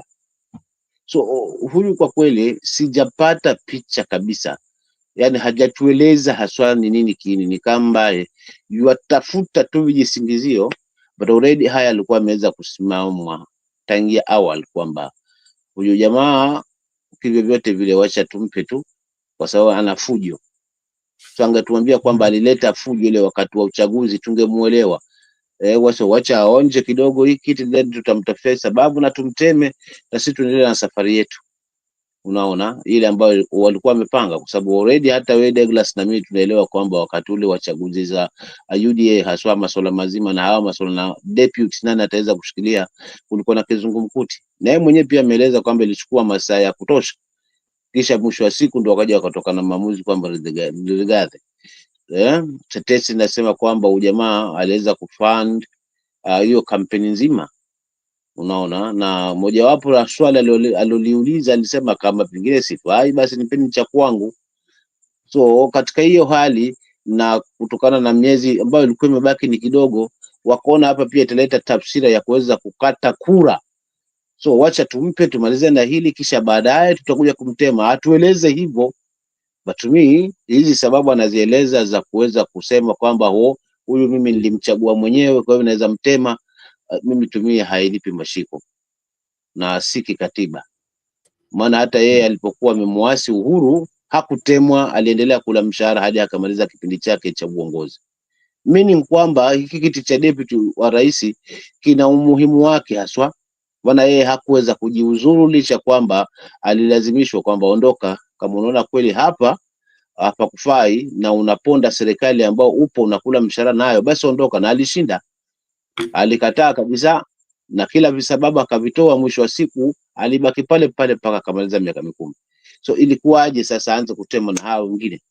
So kwa kweli hii ni kiki ya kuweza kutafuta uungwaji mkono mlima, maana umeshuka, na hiyo si dawa wala si sababu tumi kwamba akuaponti mtu ndio unaweza mtema wakati wote kwa sababu umemchagua wewe. Hilo mimi kwangu naona hapana. Katiba ndio inamruhusu huyu deputy wa rais, si rais. Labda pengine mnifafanulie zaidi wenzangu, lakini hayo ndio maoni ya msimamo. Asante. Okay, asante msimamo. Lala? Ya msimamo. Kwangu kwanza kabisa Ruto angetueleza kwa nini hakuchagua Gachagua na the current vice president Professor Kindiki. Manake mwenyewe alifanya nini? Alitafuta maoni ya na hao wabunge wa huku wa Central, akaambia kwamba yani tufanyeni maoni ili kati yenu mnipatie, na hao wenyewe wakafanya nini? Wakachagua the vice president wakati huo, yani Professor Kindiki. Na swali kwangu ni hivi, kwa nini hakuchagua Kindiki? Lakini vile alikuwa anaeleza ni kwa sababu sijui miaka fulani, na that's the weakest answer you know because first of all, huyu jamaa Rigathi kwanza kabisa alikuwa na shida na kotini. Yani kama alikuwa ni mtu anaenda na katiba, anaobey katiba mtu mwenyewe, kwa nini unaenda na mtu ambaye ana shida, legal problems? Why not let him clear his name? Okay, lakini alienda na nani? Na huyo mtu, na yenyewe pia kuchaguliwa na hao watu, na yeye mwenyewe alipata kura 5, lakini anaenda na huyo jamaa. Hapo ni dhambi, naona that's where there's a bigger problem. Here's a leader who want to lead kwa haki na ethical government. Ali criticize Uhuru na wengine, na yeye mwenyewe ni Mkristo, anakuja kama Mkristo, anachagua mtu ambaye kwa rejected. Why? Hapo to me jibu ilikuwa weak sana, because he has the right to select whoever. Kama the constitution is silent, then we can't it can't protect him if Bunge says go, but he has to enforce, he has to live within the limits of the law or execute mambo legally. So allowing kuondoa Gachagua, mimi naona ni sawa. Okay, kumweka pale pia ni sawa, because he had his own reasons, unless court amesema.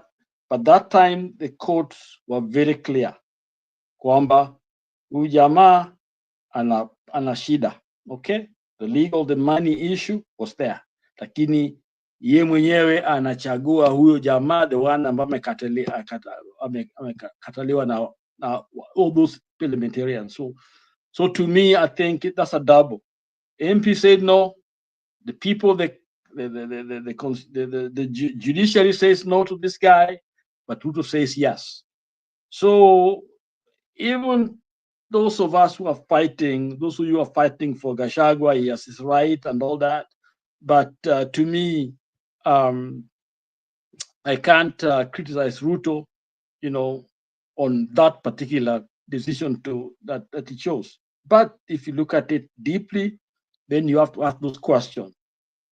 Why? Why did he have to go with the minority? Somebody with 5 kura tells me there's a problem here, but that's the one he wanted. So he can't now pretend to us that all this is the problem. That's what made him do that. No. And the question that I'm asking is, what was the deal? Was there something they know, the two of them, why they are close to each other? Kwa nini he is Ruto's attracting such kind of characters around himself, like Gachagua. Okay, so to me, I think that interview raises more questions than answers in my own mind. Na nakubaliana msimamo kabisa, yeah, that Ruto president mwenyewe legitimacy yake as a leader kwanza was questionable. Okay, and generally when people have questionable situation like that, they want to go by the law because that's what can defend them.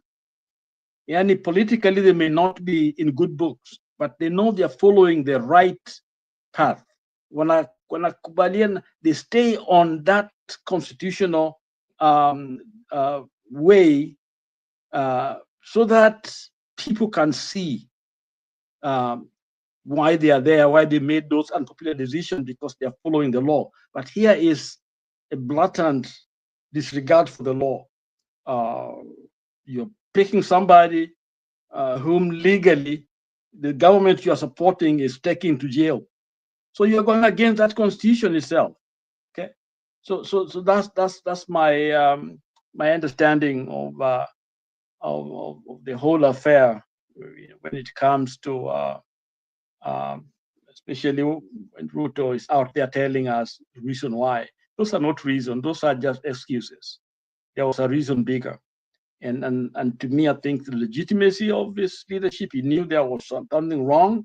When some things are wrong in the beginning, you don't know what to do. The man was stuck, not knowing how to get out. So he uses more lies. One lie will include other lies.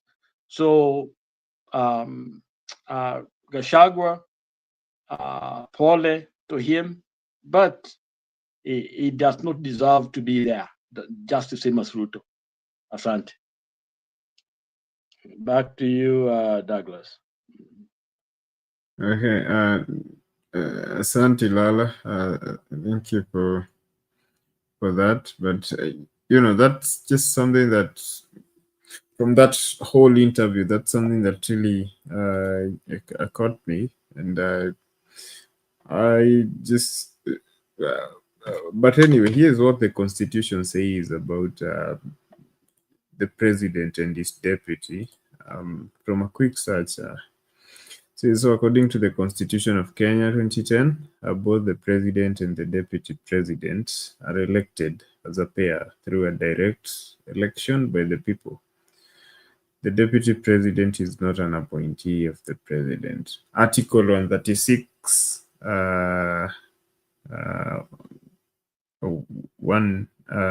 says the president is elected by registered voters in a general election. Article 137 1B, each presidential candidate nominates a running mate who becomes the deputy president if they win the election. Article 148 1, the deputy president is elected on the same ticket as the president and assumes office upon the president's election. So, but Douglas, anyway, Douglas, yes. let me say something there. Okay. Still, Ruto is okay, and why is okay in terms of what he did? If he's the one who's firing Gachagua, I think he cannot do it. But Parliament and the people of Kenya, you see, can exercise reach of wananchi with the people, judiciary can do the same. And that's the question I raised in the beginning.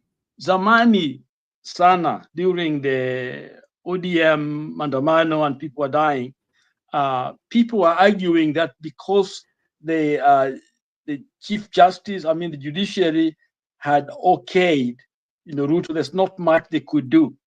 Then I asked the question, if Kenyans discover that Ruto is not a Kenyan,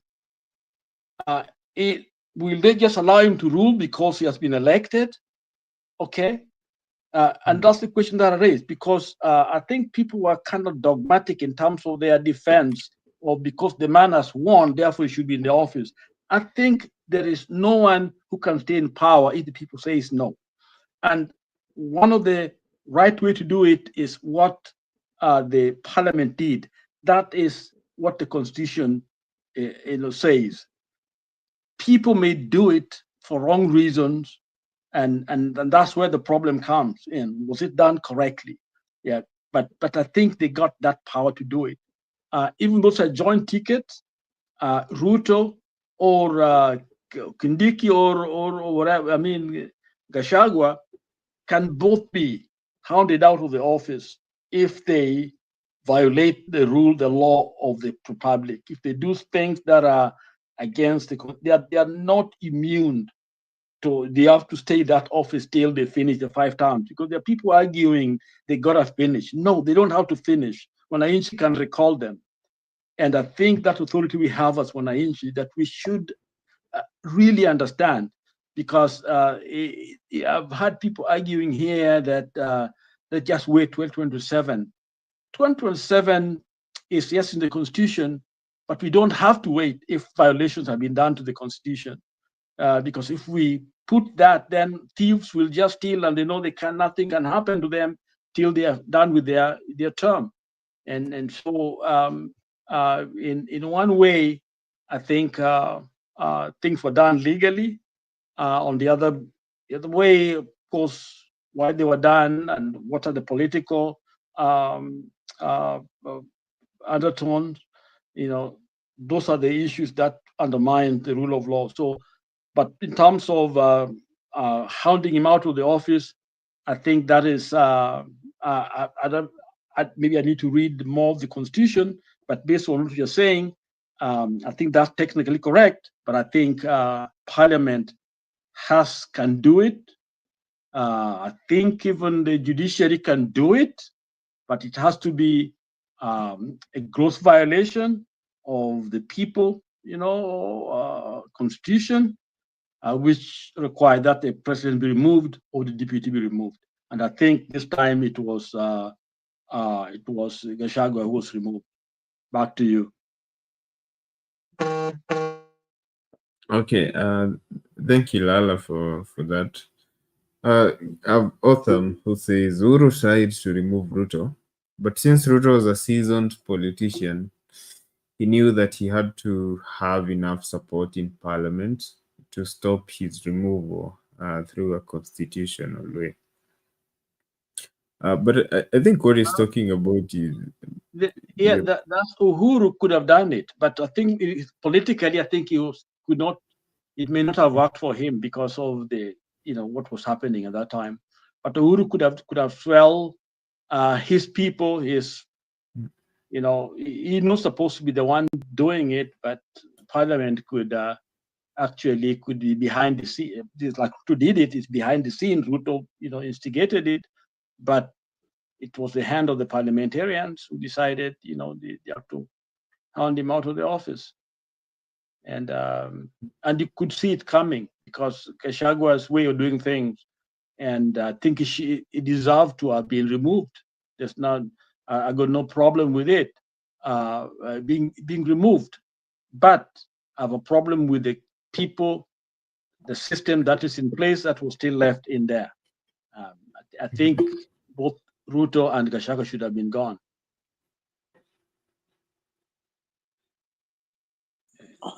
Okay, Douglas, labda niongezee kitu hapo kidogo, labda kabla nisimuliwe hapo, niongezee kitu hapo. Mzee wetu Lala ameachia.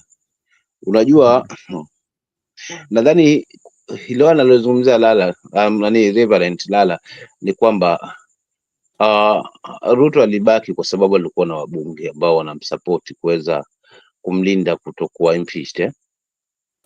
Gachagua nafikiri hilo ndo kubwa lilomwacha, na ndio mwanya pekee yake ambao aliweza kukosa na ndio silaha pekee yake aliweza kuikosa ili kuweza kumtetea pale bungeni. Lakini kisingizio ni bunge, kwamba bunge ndio liliamua, na ni kweli bunge lilikuwa na uwezo wa kuweza kumimpeach, sawa. Lakini hebu tuangalia hii kauli anayozungumza yeye kwamba mahusiano yao yalikuwa na maswali. Kwanza, hakushinda chaguzi pale walipokuwa wanajipanga kuweza kugombania hii nafasi ya uongozi wa taifa.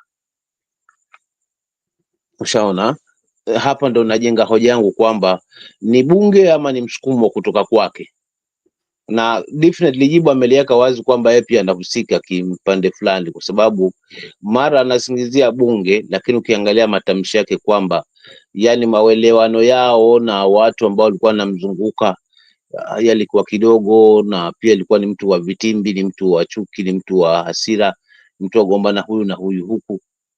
So sasa kutokana na hili linaonyesha picha wazi kwamba hawa wabunge waliambiwa sasa hiyo ndio nafasi mnaweza mkaitumia kuweza kumtema nje. Na kwa kweli Gachagua nafikiri hilo pia lilizungumzia yeye mwenyewe kwamba ni kwa sababu alikuwa amepanda gari ya watu, hakwenda kule na gari yake.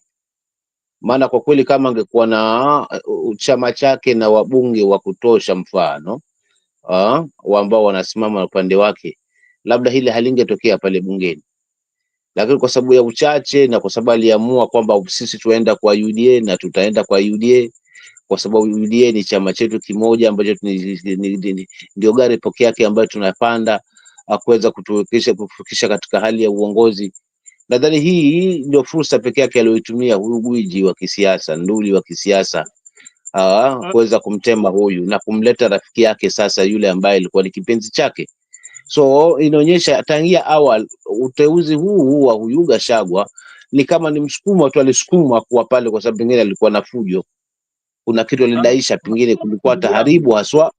Yes ndugu yangu, yani nakupata. Tuseme kweli kabisa, we knew kwamba Gachagua bankrolled ni pesa. Kibika kuwa na pesa, okay, it's money. So this is, we should talk about it. He should have been honest with us kwamba Gachagua alitoa pesa. He has the money. Where did he get the money? Okay, so these are things that we know. So when he's talking there and nyinyi wote mlikuwa mnasikiza, you know, the discussion around why he was selected, because he bankrolled the election. And so when we talk about the 10 billion, whatever the case may be, that's the money thing. Ni hao watu wanapigania hizo pesa zao. We don't know how they got that money. Okay, so this is the corruption. This is the heart of it all. So let's talk about the truth here, because the truth is what will set us free. When we know it was money, it was money. Kabisa. Unaona, so tangia awali mapenzi yake kwa huyu bwana hayakuwepo. Huyu aliingia ile basi kwamba kwa sababu siku zilikuwa miezi ilikuwa imebaki mitatu watu waelekee kwenye uchaguzi, labda pengine kwa kuweza kuvutana ndani ya chama dhidi ya nani atakuwa deputy wa rais. Hapa nafikiri akaiona kwa mbali huyu jamaa, huyu nduli wa kisiasa, akaona sasa hapa mimi huenda ikanikatikia zaidi, nikakosa kura, watu wakaona kwamba watu wenyewe wanalumbana, alafu tena tuwaamini, na tayari unaona. So akajaribu kufunika pale, akasema acha niende tu, lakini nitajua kule baadaye kipi cha kufanya.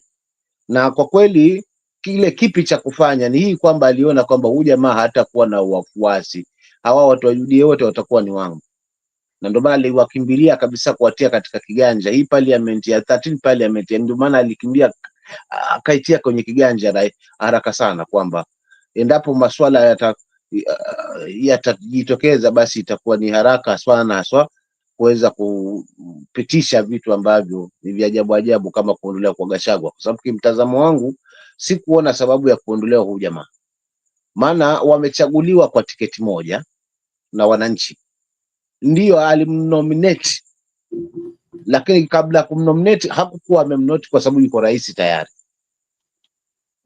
Alimnominate wakiwa wote wanakimbilia hicho kiti, maana hawanacho katika mikono yao.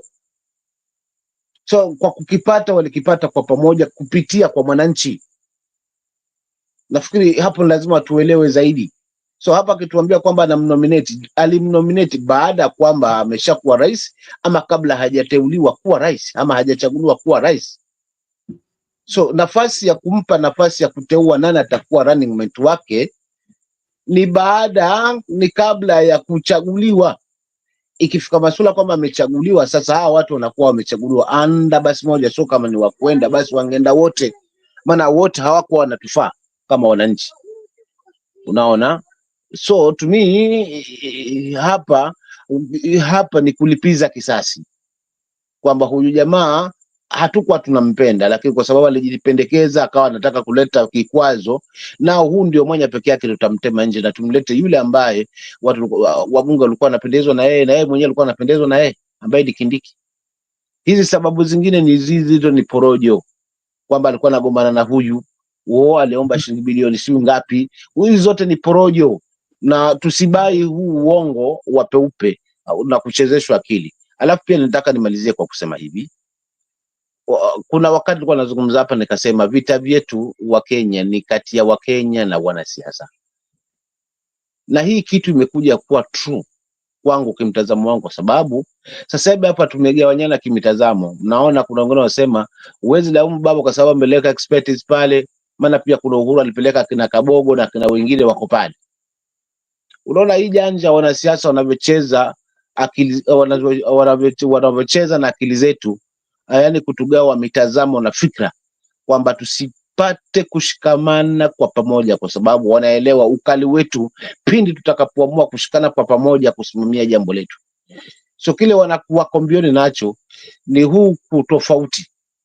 Uhuru atasema haya, Ruto atasema haya, Raila aseme yale, Kalonzo aseme yale, Eugene aseme yale, Martha aseme yale, unaona. Lakini mwisho wa siku hao watu wanakuambia sisi hatuna uhasama wa kisiasa, lakini hatuna uhasama kabisa, yani hatuna vita. Na kweli hawana chuki ya jamaa, maana wanaogombana sasa hivi, mwakani wataungana watengeneze mrengo, watengeneze basi yao ya kuweza kubaki katika power. So vita vyetu ni dhidi ya hawa wanasiasa wanaocheza na akili zetu, na ndio maana tunakosa kupata fursa ya viongozi ambao wataweza kulisimamia hili taifa bila kufikiria kitu kingine zaidi ya taifa na wananchi. Tunaishia kupata hawa wajanja wanaokula kupitia kwa, wanaojilimbikizia mali kupitia kwa kisingizio cha uongozi, lakini mwisho wa siku anayeumia ni mwananchi wao, familia zao na familia za marafiki wale ambao wamewapa kazi kwa sababu ya kuweza kuwa wana wambavuni kwao ama kuwa watu wao wa karibu kuweza hao wachache wanaofaidi. Wasitufanye kwamba sisi nasi tunafaidi kwa sababu tuna watu wetu wameshapewa maposition, kuna watu wetu wameshapewa kazi, huyu akashatwa na hii yote. Hao wote ni wanasiasa. Mwisho wa siku mimi na Mzee Lala na Douglas bado tunabaki pale pale, despite kwamba kila mtu ana mtazamo wake na upande wake anauona uko sawa kisiasa. So vita vyetu ni kati hawa wanasiasa, especially mimi huwa nasema the old political class, hawa ambao wamedominate hii ngazi ya siasa kwa muda. Umemsikia yeye mwenyewe tu akisema kwamba hawa vijana wadogo wadogo walikuwa anawafundisha na wapanga panga kisiasa na wapanga panga. Hebu tujiulize, kupanga panga nini? Anawapanga panga aje? Nao katika huo mtazamo mwingine ananunua hiyo narrative kabisa, anaichukua kabisa katika moyo wake na nafsi yake, akisahau kwamba huu ni mtego wa wanasiasa haswa. So kwa kweli tusigawiwe mitazamo yetu na hawa wanasiasa. Tukitaka kupata viongozi wenye tija, tuwakague kwa kauli na matendo yao. Huku huba wao wakuja pamoja eti kwa ajili ya taifa kwamba tuwe na taifa laweza pasuka wakati wote. Huu ni uongo wa peupe. Maana mwisho wa siku ujaji huu wa pamoja unakuwa faida ni kwa hao wanasiasa na marafiki zao na watu wao wa karibu, si kwa mwananchi wa kawaida. Since broad-based government ingeed expertise, have we ever seen any changes? Is there any difference? Kuna utofauti upi? Yaani kuna yapi? Isipokuwa kama ni hali ya uchumi ndio vile vile, kama ni masuala mazima na usalama ni vile vile, kama ni joto la kisiasa huyu anatimuka huku ni vile vile. So kwa kweli mwisho wa siku wananchi tusibaki kugawiwa kimitazamo, kwa sababu ni kweli ni wakali kweli sisi, lakini tumefanywa kama nyoka na wanasiasa. Nyoka wakali Douglas, wao msemo na uzungumza kila siku, wakali wapate nyoka 10 wanakufuata kwa pamoja, hapo hapakaliki. Kilio utakachokipiga hapo na mbio utakazotimka hapo ni Mungu ajuaye. Lakini sasa cha ajabu utamkuta ni mmoja, ni mkali kweli, lakini mmoja kwa ni rahisi kuweza kumdhibiti. Na ndo sawa na siasa tulionao katika hili taifa. Atokezee sasa hivi mtu tu ambaye ni tishio kwa hao wanasiasa, anaonyesha kweli kikamilifu kwamba ataweza kusimamia swala zima na corruption kikamilifu, alafu uone kama ataweza kuungwa mkono na hawa wanasiasa. Wa kwanza kuwamponda ni wao ndio wataweza kumponda kuhakikisha kwamba hivyo vyote vile hataweza kufanya nini. Pili, atokee tu kiongozi ambaye anasimama na wananchi kikamilifu, anawasikiza wananchi na yuko radhi haswa kuwatumikia kama mujibu wa katiba yetu inavyotuongoza na sheria ya nchi. Vita vivyo vitakavyokuwa baina ya hawa nduli wa kisiasa magwiji waliokaa hapa kwa muda mrefu vitakuwa ni vikali mno dhidi ya mtu kama huyo. Na that's why tunakosa viongozi wale ambao wanatija. Wengi wapo, tunasoma historia zao kama kina Robert Owuko na kina nani akina na wengi tu akina Tom Mboya, wengi tu huko kwetu akina Karisa wa Maita, akina Mzengala. Unaona, so for real tumekosa hao viongozi. Jiulize kwa nini? Na walikuwa na passion, walikuwa na moyo wa hili taifa. Ni kwa sababu ya maono tofauti haswa na hawa nduli wa kisiasa ambao wamefanya hii kwao ni biashara. Siasa kwao ni biashara, na ni biashara kweli. Maana mtu akipata mwanya kuingia kwenye siasa, wewe si mwenzako, utabaki kuwa tu mheshimiwa, lakini mwisho wa siku anayefaidi ni yeye. So hiyo ndio hali ambayo ninajaribu kutoa tu mtazamo wangu kwa sisi wananchi wenyewe. Tusijaribu kugawiwa haswa kimitazamo na hawa wanasiasa. Tuwape jicho kwamba sisi ndio ambao ndio viongozi wao, wanakuja kwetu kutuomba kazi, wanakutueleza yale ambayo wataenda kuyasimamia kule yanayotusibu. So it's like sisi ndio ambao ndio kusema, lakini hawatupi nafasi ile ya sisi tuseme, ni wao waseme sisi tufuate. Huo ndio tofauti tunauona katika siasa yetu ya Kenya. Wao wakisema basi Wakenya wafuate, si Wakenya wakisema wao wafuate. Hata siku moja hawatafuata yale ambayo Wakenya wanayataka. So vita vyetu kati ya hawa wanasiasa ambao kwa maka na mikaka 6 years down the line watatulazimisha wanayosema tufuate yao tuwafuate, lakini si yale ambao sisi wa Kenya tunayasema wayafuate kama waajiri wao, kama mabosi wao. Kisha mwisho wa siku wanatudanganya kwamba wana mizani peke yake ya kuweza kuwapima wale ambao watarudi, ambao hawatarudi ni 2020 ni kupitia kura. Mfano inakuwa hapa ni uongo, kwa sababu mwisho wa siku wanapanga hata hiyo kura. Unaenda unapiga hiyo kura yako mwananchi, lakini of no use, inakuwa haina thamani, kwa sababu already watu washapanga jinsi gani ya kuweza kubaki katika pao. Ukienda kwa mahakama kushatulizwa, ukirudi hapa kwa ABC watu washapanga. So hii kupanga hii, kisha mwisho wa siku kisingizio kije kuwa kwamba ni mwananchi. Hapa lazima tuangalie kama wananchi, tusigaue mitazamo na wanasiasa ambao wamedominate kwa muda. Imekuwa sasa hii siasa kwao ndio kila kitu, wao ndio magwiji, ndio kila kitu. Ndio kipanga, washapanga kwa ajili ya taifa. Nitaachia pale ndugu zangu, nisije nikachemka. Asante. Asante msimamo. Nadhani kuna Furaha alikuwa anasema Mutaikagwe Kabogo are not ODM.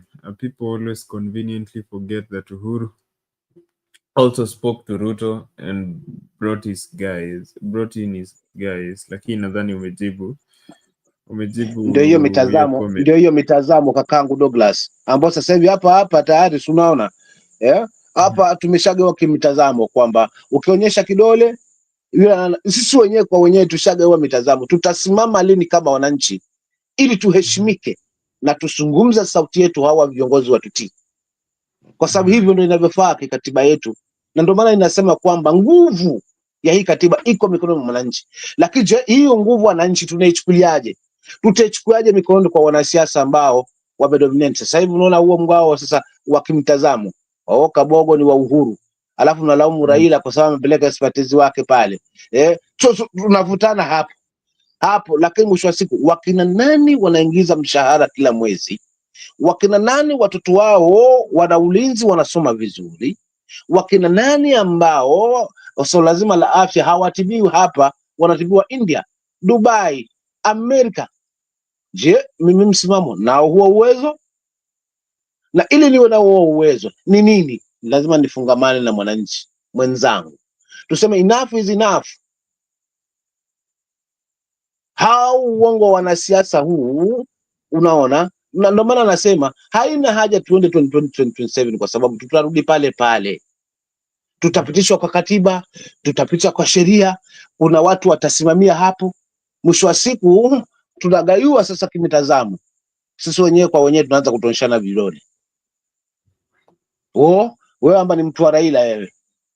Ukitajua Raila, yani tunakuwa na misimamo tofauti na lile lengo na shabaha yetu kama wananchi. Je, mwisho kabisa Douglas, nasema hivi, kila mwananchi ana nafasi ya kuweza kuepukana na hili, kwa kuweza wale watu watatu, wawili, wanne, watano wanaofungana nao kuweza kuwaeleza yale machafu na muongozo mzuri ambao tunafaa kuchukua kama wananchi. So usijidharau, ama mimi msimamo nijidharau, nasema nitasikika wapi? Niweza changia huku kwa kuweza kusema jamani, haya mambo tuyatazame, kwa sababu kimtazamo wangu naona yatafikia hapa. Genuine. So tunakuwa si wenyewe huku tunapiana hiyo civic education. So if kama tutaweza kufaulu kwa hilo, kwamba wananchi sisi wenyewe kila tukikaa hapa tunaambizana na tunakaa mahali tunaelewana kama wanavyoelewana hawa wanasiasa wanaokaa meza moja, tena wakapangana, wewe toka na hii, wewe ni ponde, ni kinyage, ni vyoge, lakini hata kitukanwa hatuyasikia hawa wanasiasa kwa hali kama hiyo wameweza kufungana. Hebu tuangalie Sifuna alivyokuwa na ponda na kukinyagia hii, lakini anaweza kuzungumza lolote. Amepelekwa wapi? Gachagua kutoka Temwe haswa, sasa hivi ni mwananchi tu wa kawaida, lakini yale anayozungumza haswa kikamilifu amepelekwa wapi? Maana ndio maana nasema hawa watu wanacheza na akili zetu, walitusoma akili zetu na mitazamo yetu. Wakenya tu ambassadors, tuwe walimu si wenyewe, tujifundishe si wenyewe. Wewe mwananchi, chukua tu nafasi hiyo kuweza kumweza mwananchi mwenzako yale ambayo yanatija. Kwa kufanya hivyo, hii civic education ikiingia kwa sisi wananchi, itakuwa rahisi. Tukisema sasa twendeni kwa maandamano, maana ni haki katiba, tutakwenda. Tukisema twendeni kwa impeachment na kuwalazimisha wabunge wapitishe hii impeachment kwa sababu tumechoka, watapitisha kwa sababu hao wabunge tumewachagua sisi. Lakini tukienda hivi, basi wengine watabidi washike mshiko wa mbunge ambao umetoka juu huko, na alafu wengine kama tunakuwa na makundi mawili tofauti, wanaopinga ni hii hali hii. Tuachie wao wanasiasa wapingane, lakini sisi wananchi tubaki katika moja tu, kwamba tunahitaji uongozi bora zaidi. Na ili tuwe na uongozi bora, basi lazima tufungamane na tushikane pamoja, tuseme tumechoka. Na kama tumechoka, tusisubiri 2027 kabisa. Tusidanganye 2027, kwa sababu hiyo tume inatengenezwa sasa hivi ya ABC, hatujajua imewekwa pale kwa mpango gani. Kama ni urafiki, kama huu tulionyeshwa na general wa KDF kuzungumzia masuala ya siasa, masuala Ruto Must Go na hata hiyo ABC huende ikawa akisema Douglas wewe ndio umepita, hata kama mimi msimamo ndio mmepita, mimi ABC ikisema imesema, nikikimbia kwa mahakama kiniambia ni kweli ni Douglas amepita, nitaenda wapi? Na najua kweli msimamo ndio umepita, sababu sheria imepita hapo, mahakama ilithibitisha, ABC kathibitisha, Kenya isonge mbele. So tunaendelea kuwa na hawa watu miaka na mikaka. Hebu tuzinduke hizi akili zetu, tuwe kusema, tulazimishe wanasiasa watuelewe. Tukifanya hivyo tumefaulu. Mimi nitaachia pale kwa leo, ndugu zangu, naona hapa nikitema, na nafikiri ndio utakuwa ufunguzi, ndio nitafunga hivyo. Asanteni kwa kuwa nanyi, nitajiunga na nyinyi tena kesho, Mungu akijali.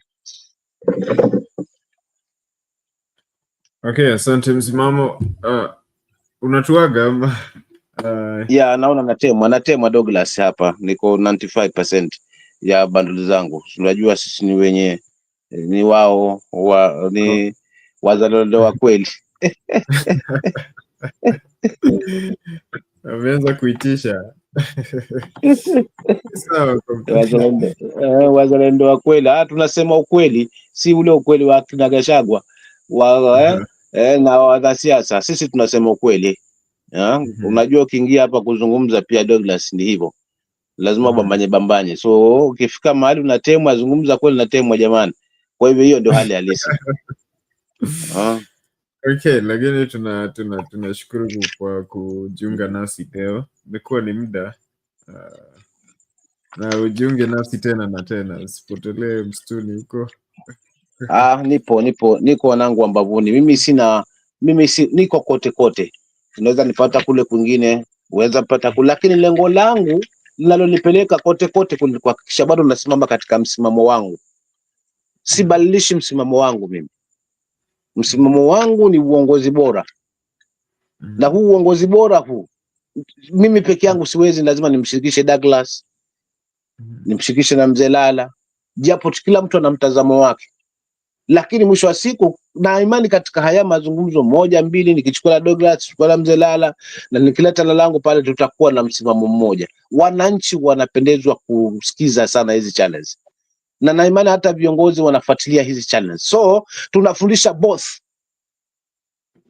Hapa mambo tunazungumza hapa yakimguza kiongozi, lazima utaona kuna mabadiliko mengine yanakuja na mingine. So hii kitu tusijaribu kuleta siasa hapa. Ndio maana mimi msimamo niko tuna msimamo wangu ule kwamba sijapendezwa hii ingie, na bado nitaipinga hata ilete nani, ilete expertise kutoka wapi, but still hii ni nguo ya viraka tu.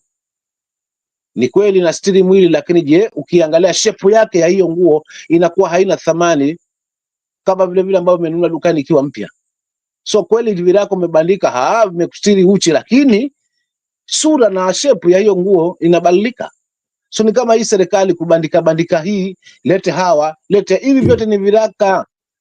Sawa, vitasaidia kuficha huo uchi, lakini je, mtazamo sasa wa hiyo serikali nzima utakuwaje? Nitaacha hiyo ni fumbo tu la leo, kwamba nguo ya viraka inastiri tu, lakini hubadilisha hiyo shape ya hiyo nguo. Kwa hivyo inakuwa na sura nyingine tofauti na vile ambavyo umenunua wakati haina viraka, ni mpya. So sehemu kibandika viraka ndio itakuwa nguo, lakini je, mtazamo wake ya hiyo nguo kisura unaiona inapendeza ama haipendezi? Ni hapo sasa nitaachia hapo, mtanipa jibu kesho, Mungu akijali. Asante. Asante msimamo. And yes, they are dropped out. But I still have Lala, although I want to take the conversation. Tukijaliwa ndugu yangu msimamo, asante. Ningependa I think, let me speak in English, to yes. answer Awesome. I think Awesome, I think stated that thinking of a change between now and 27 is almost some kind of a coup. It has to be violent. No, it doesn't have to be. It doesn't have to be. I think we can be constitutional and we can bring changes It happens everywhere. Whether it's all the countries that we know of, if a government has got corruption, the government collapses, and if it's parliamentarian, you hear the president appoints another, or another prime minister, or the country go for general election. It is supposed to be an inbuilt within the constitution, within the system, where automatically there are certain things that trigger certain reaction. But for us to think only in terms of violence and people dying, that's why we have a problem. Okay, that's why we cannot argue, we cannot debate in another level. We are still lower. We are still, people are evolving very, very low to think of constitution as God. It's almost like you cannot do anything. If somebody is a thief, you cannot stop them. Okay, and if they say something and you can't disagree with them, you die. That's dictatorship. Okay, and I thought that's what we are running away from. So Awesome and others, I think our fight in this channel must be for all of us to see things constitutionally, democratically, so that we save our people from dying. There are people who are dead because they did the right thing. Now, if our idea is if you try to oppose this government, you die, then what are we trying to tell Kenyans? Okay, what are we building? What are we fighting for? And it's sad that even within our fight, for this right, we miss that critical point. And I think it would be even better to bring this government down, not with guns, but simply when Ainchi is saying, this is not what we envision in our voting. This is what we voted for. This is what we don't want. Okay, but it's like we can't say that. So we are at the mercy of the politicians. So all we can do here is talk about politician, and where do they get their power? We give it to them, and so we are stuck. We are stuck. So I think change has to come from us, and we gotta say it. We gotta stand on those truths that we know. We gotta leave our little cocoon in our tribal cocoon where we protect certain person. It's very hard to do, but we gotta do that because the benefits are great. If we do it, we know we will have a good country. We know people will eat, people will, the economy will grow, the country will get better. So we know what it takes to grow economy. But you know what? We don't want to do it. Why don't we want to do it? Either fear, or we are very tribalistic in our thinking, or we don't understand what democracy is, development is all about. So we are stuck with these people who are just using us. And so it's very sad. So Awesome, we can make those changes legally, and it can be done, but we gotta stand together. Animals do it. When I was young, growing up in Mombasa, we used to go to Nyali, and we tried to capture those monkeys. You remember there were many there when we were younger. And if you take one monkey, the whole forest will come after you. They will come after you. So you don't touch a monkey, a baby monkey. It doesn't matter. Every one of them will come for that one monkey. Okay? So the only way we used to do it is to buy cigarettes called Kali. That used to be a small cigarette called Kali. And that Kali, you get a banana and you put it in that banana. So when a monkey comes and eat that banana, they end up, on my lewa, so they can't move. And so when the monkey, then we just go and pick that monkey and take it with you. Okay, we used to do them for, I think we took one and come up in the neighborhood where we were, to play with it. But the monkeys know what to do. They will not stop when one of them is taken. But in Kenya, we kill our own, but we move on. We are like those wildebeest. One of them is taken. There are so many of them, but they can't even, do something about the member of theirs who have been taken. And that's sad. That's really sad, because I thought that we had developed to a point where we can do that, and not even develop, because in our own culture, in the traditional, in this African culture, it was not that way. A tribe will protect their own. They will fight. You have something happen to them, they come and fight. They will defend their territory. They defend their dignity and their honor. So this thing that we have, I don't know where it came, the colonial mentality, slave mentality. So we feel like there's not enough for us. So we strive to get something for us. We will be hungry. Okay, so that feeling of inadequacy, inferiority, and the small thinking, that's what is messing us up. So that we debate or we engage each other on that lower denominator, the point where, and actually this is what the West, others, Chinese and others like, because as long as we're fighting among ourselves, they come in and extract, what we have. And that's what is keeping the West rich and this country is rich. And I shared with you here the last year, I was in Vegas, and one room was quoting off $100,000 one night, a room. And that money, where is this coming from? Those are the Congo. They're coming from coffee and tea and all these other things that we sell. We go there, take it out there. They decide how the pricing, what the London auction, New York auction. So you don't even know the price of what you have. They decide for you what the price you're selling it to. But when they bring their things here to us, they already have their prices. So you cannot control yourself. So all you're left is to fight between you and each other. You're stealing from each other. They love that. Our enemies love that. So for us to go out here, put on a suit and walking in the West because we stolen some money from the treasury and go buy a belt. I don't know. I think it's Marcomen who was bragging with his shoes and all. I mean, it looks so silly. It looks so dumb, And these are the things that bringing our dignity, kind of down, lowering a sense of who we are. You see, at independence, they thought, first of all, the West was scared because Africa was becoming independent, okay? Because they thought we are going to get what belonged to us. We're going to reclaim our stuff. But you know what they did? They came in and actually just took over. So what we do is we work for them. We do things for them and send it to them. And they enjoy it. And let me give you an example.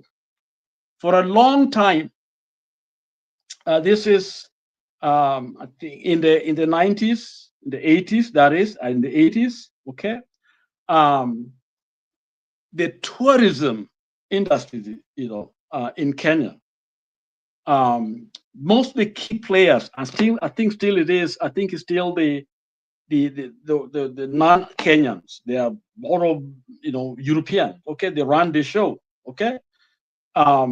What used to happen is you walk in the street of Germany there, Switzerland, and all those places, and you see this advertisement, you used to see those advertisements, and telling you how much it would cost to come to Mombasa in Kenya for 2 weeks and back to Europe. And the price was almost the airfare that you and I used to go to Europe and back. For the European, that's enough for them to have a 2-week vacation in a top hotel in Kenya. So what were they doing? What they're doing is they have come to Kenya, they set their businesses. When you pay your money in Europe, that money never see Kenya. All they do is pay the little to kind of keep you in Africa. So Kenya was not benefiting from that tourist dollar or the pounds, sterling pounds, whatever that time, and euros. The money was staying in Europe, okay? And Africans, here is our animals, here is our parks, here is our resources. They are simply using us for their own interest. So who owns the tourism industry, those animals? We are just taking care of them for them, and they give us very little. And this has been one of the ways these guys have been able to exploit us. Now we are aware of Traore, what the man has been able to do to kick out those French, and all of a sudden, uranium prices, now they can set the price. It was, I think, 75 cents or 70 something cents a pound. That's what they were getting in Burkina Faso.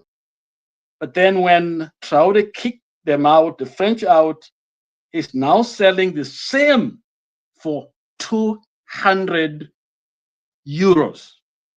It is mind-boggling. The man is able to pay some of the debts just based on that simple exercise he did. Kick them out, get your product, go and sell it out. There's a country finally called Cuba. Cuba had problems. Of course, we know Russians was their major trading partners, but they were having issues with Russia. You know what they did? They decided to sell their cigars by themselves, okay? Not using these multinational companies. They decided to set those cigar bars all over the world. And that's where they got their foreign currency to keep them. Or else Cuba would have been gone a long time ago, okay? Because of the embargo when it comes to trade. So there are a lot of things that we can be able to do. But what are we doing now? And we know anybody who is got good information, who has gone to school, who understand critical thinking, know exactly we are playing with fire, okay? And that's why Mr. Awesome, my brother, okay, we can do the right thing. One of them is to be Kenyans, to all of us together and say to this system, these are the demands we put on you as Kenyans, or if you're not going to work, okay? Call them to order. You don't have to fight. But because we love money, we love to, we are still that small mind, small brain, we still see our brothers as our enemies instead of standing together and demanding for justice and truth and our kids to have equal share. And because a healthy, any part of Kenya, healthy is good for everybody. You can't be prosperous in the central province if Nyanza is Western is dying. If all of you are doing together, that's when you get market from other parts of the country. So it is in your interest to develop the entire nation, not to steal from other places or to look at a president coming to your village and then you feel like utakuwa na development. That's not development. Ruto's job is supposed to be Nairobi, coordinating. I had a man talking of wameenda kuangalia ama kukagua, you know, where those developments are. Those are things that should be automatic. If these are processes, he should have known those in his office because there are people, he has got agents, governments, and machinery that work. He should be receiving that. We live in a different life. So to hear somebody want to go somewhere to see the development, not to bring development, is very primitive. Paul, back to you, Douglas. Okay, thank you, Lala, for that. You know, we might have different views, but at the end of the day, we all agree that unity is, is of utmost. is of utmost urgency. We need unity amongst ourselves, and last year just proved what unity can do. If we pull all our energy, all the energy that we spend fighting each other, if we pull it together, we saw what we can possibly achieve. But just to add on what Lala has been saying, I think Msimamo spoke very, very important points before he dropped out, and is the moment you begin to defend Mtuetu, that's where divisions begin, because they want you to think that way. They want you to recognize yourself as a so and so. This is the person we rally behind, and I think that's the kind of politics we are trying to sweep down. And it's just making that point that at the end of the day, those guys are not enemies. At the end of the day, they hang out in the same places. They know each other. Some of them have married into each other's families. Douglas, this idea of these people, I think we're taking it too far. These people are us. That's the sad part. That's the sad part, because if they are these people, then why don't we stop them? Why can't we stop them? It's because we have that's a very convenient way of allowing them to do what they're doing, because they are those people. Okay, so I think we take it to a little to the extreme. That's my concern. Yeah, that I agree with you 100%. I agree with Mr. Mamo 100%. But at times we do disservice to our fight. Okay, these people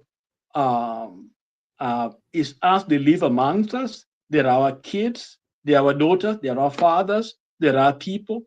They have a good segment of us that are putting them up there. If you get rid of them, there's another one like them is going to be up there in those seats. And so that's a culture that we have developed. And that's the problem. Back to you, my brother. Okay. Lola there. But, when we talk about these people, we technically speaking of the political elites, the ruling class, what is referred to as the ruling class or the political elites, or the established system. Do we include the justice? We include the parliamentarian. We include the business elite, those who are benefiting from government contracts and making big bucks. We include a lot of people that are in that class, and I'm sorry. I think we because see, there's a sense in which you can replace them, and you put in the same mindset, same group of people, because they have their kids, they have their daughters, they have their agencies, and others who think the same way. I think we need our mind to be reconditioned, begin to see Kenya as a space that God has given us to develop, and that we have everything in place. So we need every hand, every mind, every soul to get this thing working for us. It's doable. And that's why I mentioned in the beginning that I think the biggest failure come from the elite. Some of us who can speak the way we are speaking, who can analyze things, who's going to school, we are the biggest problem. Those people down there, we confuse them, because they come from a very cultured environment. They come from a place where they were in their tribal place there. They understood what brotherliness is. They understood, in fact, if there was differences between them, different tribes, it was more of ignorance. But they come from very authentic lifestyle, authentic leadership, authentic democratic processes.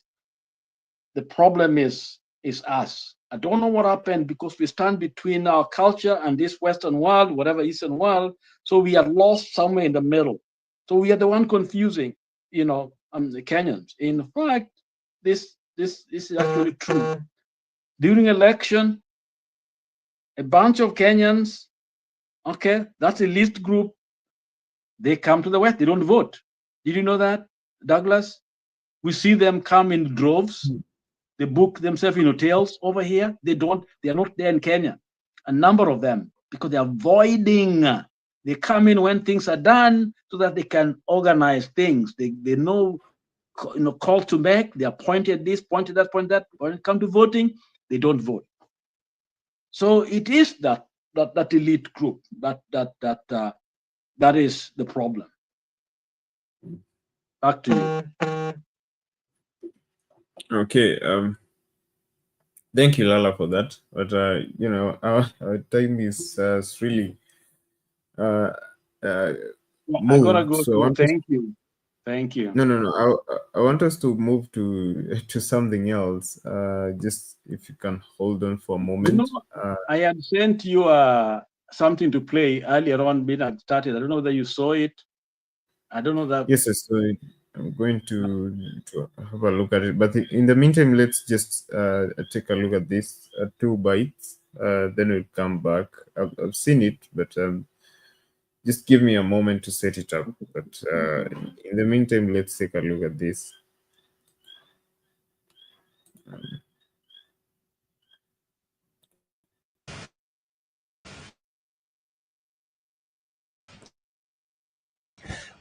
Bwana Muturi nilimkazi kama mkuu wa sheria. Yeye mwenyewe alinieleza ya kwamba hii kazi, kwa sababu hajakuwa practice kwa muda mrefu, kwa sababu alitoka huko kwa kuwa magistrate, akaenda bunge, akakuwa mbunge, akakuwa speaker, akasema ile kazi kidogo inamlemea. Yeah? So nikakaa kidogo, nikaona kweli amelemewa na ile kazi. Lakini makosa pengine ni yangu, nilimsindikizia, I persuaded him. Nikamwambia no, it's okay. Fanya tu hii kazi. Nafikiri haitakulemea. Lakini kwa muda nikaona kweli imemlemea. So nikasema okay, wacha nimbadilishie kazi. Nikampatia kazi ya waziri. Lakini hata wewe unajua. Sasa hapo katikati akagoma kuja katika baraza la mawaziri. Sasa mimi nataka nikuulize wewe, ni mimi nimemfuta kazi ama ni yeye alijivuta kazi? Sasa wewe ni waziri, baraza la mawaziri umeigomea. What am I supposed to do? Lakini Mheshimiwa Rais, iwapo aliyekuwa spika ama aliyekuwa mwanasheria mkuu alitoa ripoti baada ya matamshi yako ya kusema kwamba yeye hakuwa competent, akatoa ripoti ya kuonyesha yale mambo ambayo aliweza kuyaafikia wakati alipokuwa ofisini.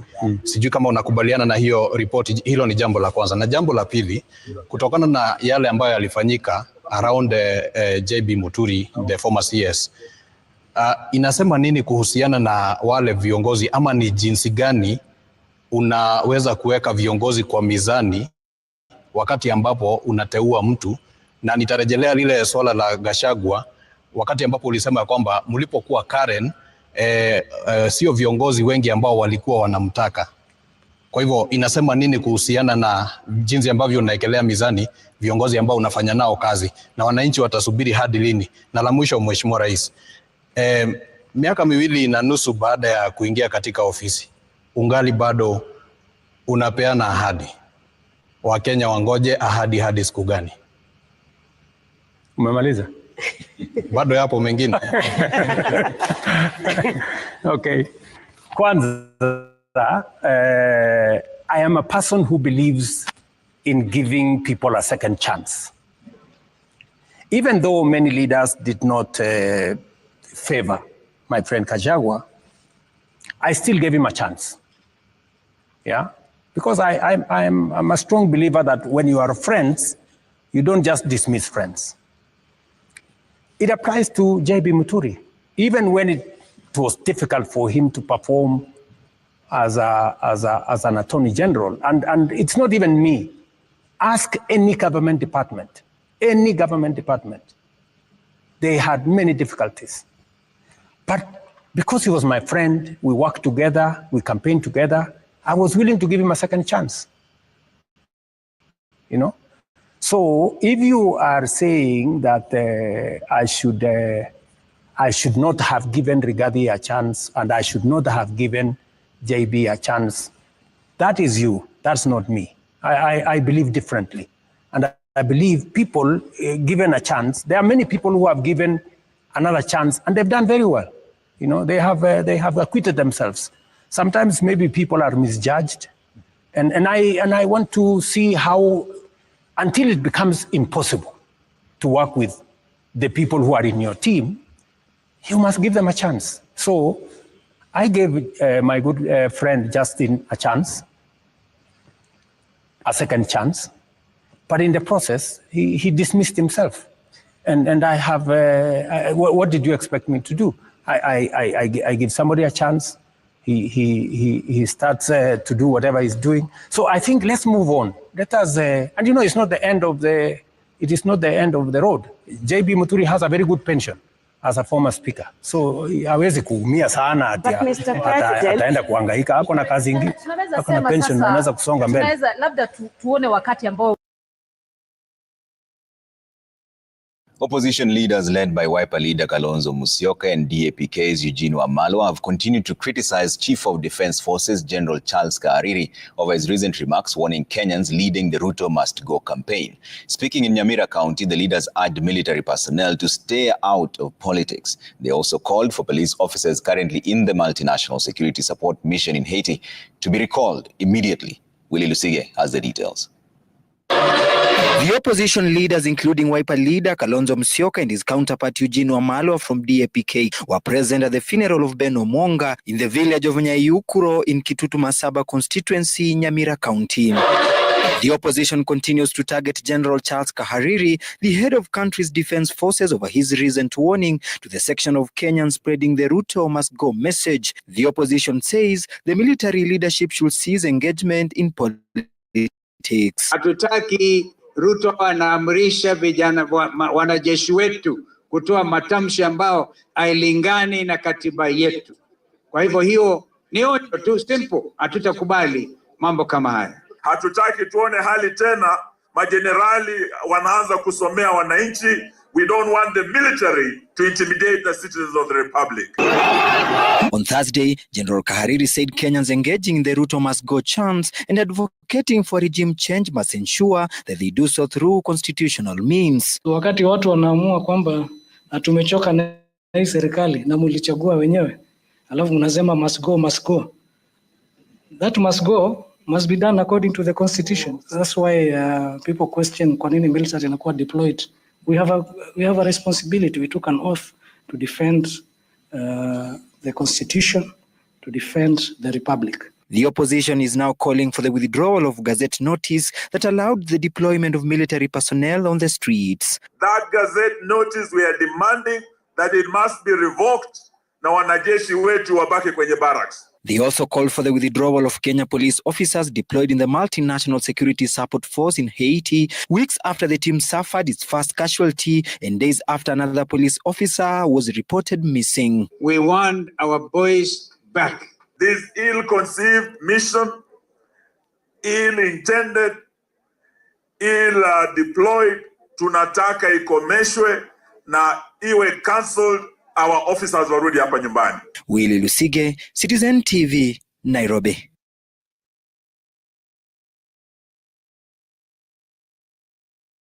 Politicians are banned from the...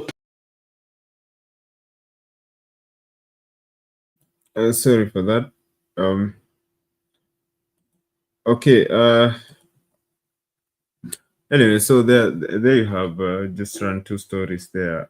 First, it's him just explaining why he fired Muturi, what happened really, and then there's the issue of CDF Kahariri. So Lala, was it on Friday or Saturday? There we had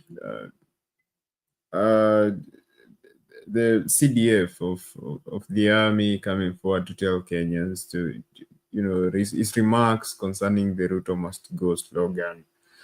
And so there have been jitters in the country, people saying, why is the army chief coming to tell Kenyans to stop chanting Ruto Must Go and that kind of stuff.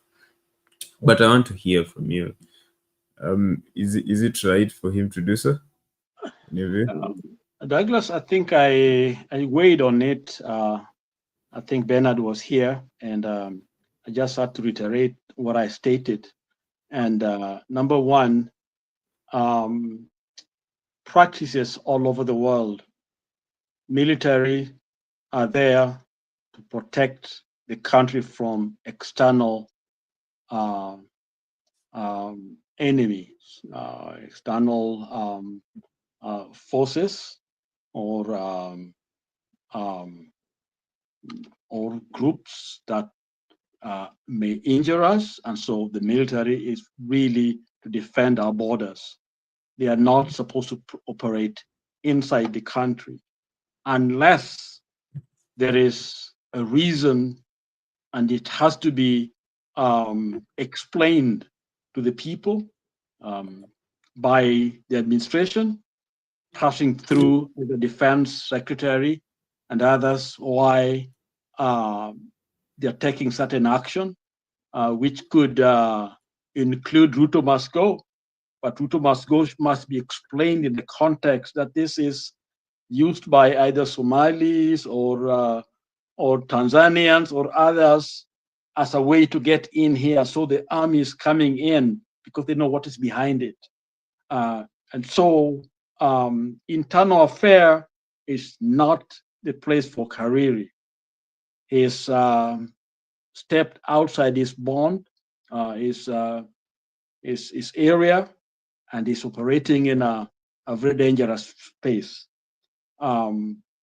Therefore, I think it's an all-Kenyan apology, or explain to us. And even if it's true that Ruto Must Go has something to do with the external, factors, that is not for him to speak about. It has to be somebody in the political arena, maybe a secretary or somebody like that, to explain to us. His role is purely to defend us from enemies that are outside of our borders. The security chief also, his role is to advise the president and perhaps the defense secretary on how these threats are impacting the lives of the people. And then action should be taken by political leaders to help us understand what is really going on. So I don't really understand why this man went out there to speak. And this is why I mentioned something like some of us who have gone to school, either we have said bye-bye to our brains, or there are other forces that are behind some of these things that make somebody like Kahariri sound ridiculous, alarmist. But what I can simply say is this, that Ruto's administration perhaps is in a very panic mode, so they force this guy to use the military to kind of vamp their credibility a little bit. Because when you know you are not in leadership through legal means, then you have other ways to protect yourself. Since Ruto knows very well that now Kenyans know what happened, okay? And I think that that woman is talking about is relevant here. So he has to get some other way to protect himself. So the only force that he has left, because when Wananchi have known the truth, now the only force is the military, so that the military can give him a little bit of a boost so that he can talk to us with some kind of power, because that is how he thinks he can be able to maintain his leadership, the next few months. which is a big mistake because it's unconstitutional. But it thinks Kenyans will just accept because his power comes from military, and they can't say anything because the military is behind him. Because for a long time, the debate had been, where's the military when things are getting bad, okay? So insecurity on the part of Ruto and his team, I think, have forced them to go the route of the military, which is really very, very sad because it is illegal, it is unconstitutional, it is bad, it is allowing the military to operate, within, like what they did when they put them on the street. So it's just bad for Ruto. Back to you. Okay. Okay. Thank you, Lala, for that. I think you had this discussion before with Bernard, but I think I just wanted us to go through it. We have Kalonzo and his team weighing in on the same, and just concerns because there's still an active Gazette notice. You remember during the revolution last year, the military was deployed to the streets, and there was that rush act of parliament allowing them to be deployed to the streets. So there's just that concern that it's still an active Gazette notice, and they're calling for it. And Douglas, you see, when we let something like that stay on, we will not, it's illegal, it's unconstitutional.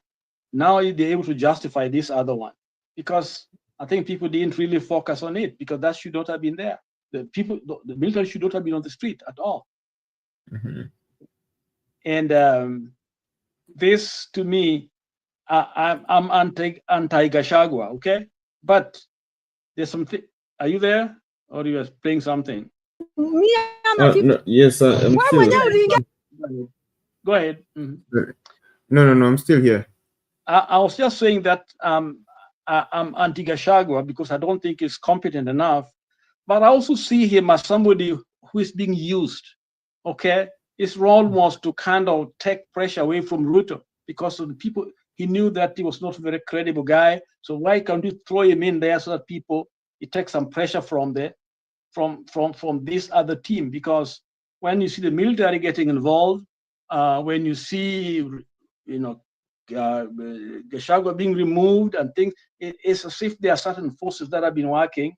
But so this man was just used, and now is because they knew his inadequacy, so people will not really be behind him when he's kicked out. So it may be the genius of Ruto in terms of putting Gachagua there, so that is unceremoniously removed, so that he gets where he wants to go. So that's a speculation that somebody can easily suggest that had taken place. Back to you.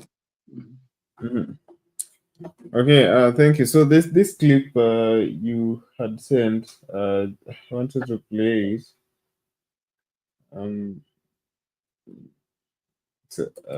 Let's see what it says.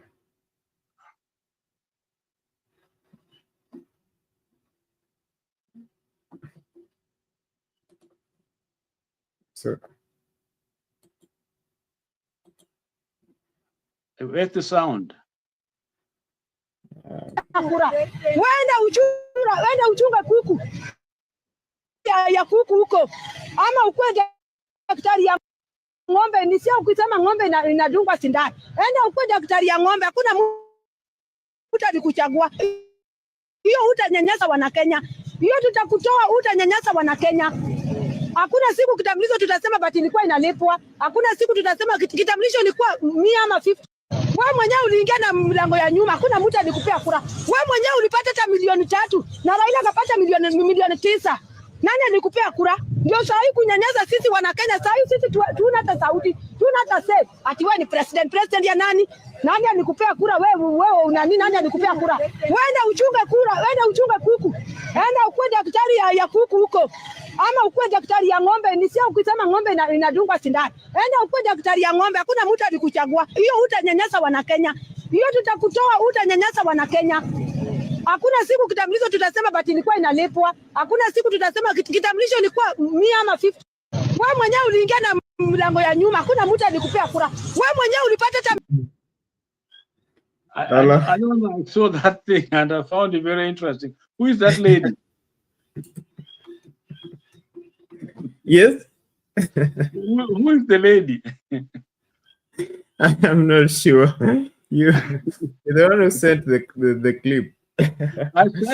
I found it, I sent it. I don't know where that meeting was, but I found it very, very interesting. You know, the lady is bold. And I think was Ruto there in the meeting. It looked like Ruto was there. I have no context for it, but I got no clue. I just found it kind of interesting, so I just sent it there. Okay, Asante, I think I need to go. Okay. Yeah. You need to go. I also need to begin closing, but you know, I just had that last beat on. You know, I just had that last beat on. So you know, so last time I think we were talking with you and Shadizo. We had Shadizo around, and you know, Maraga just we had Koome, yeah, and Maraga had declared his presidential bid. So, and you know, one of the concerns Zake Koome was that he needs to be more aggressive and that kind of stuff. He should not speak as if he's unsure of himself. So today, okay, it's Tuesday here. So Monday, he held his first town hall meeting in his home county of Nyamira. So I just wanted to look at that briefly since we need to begin closing. But we just wanted us to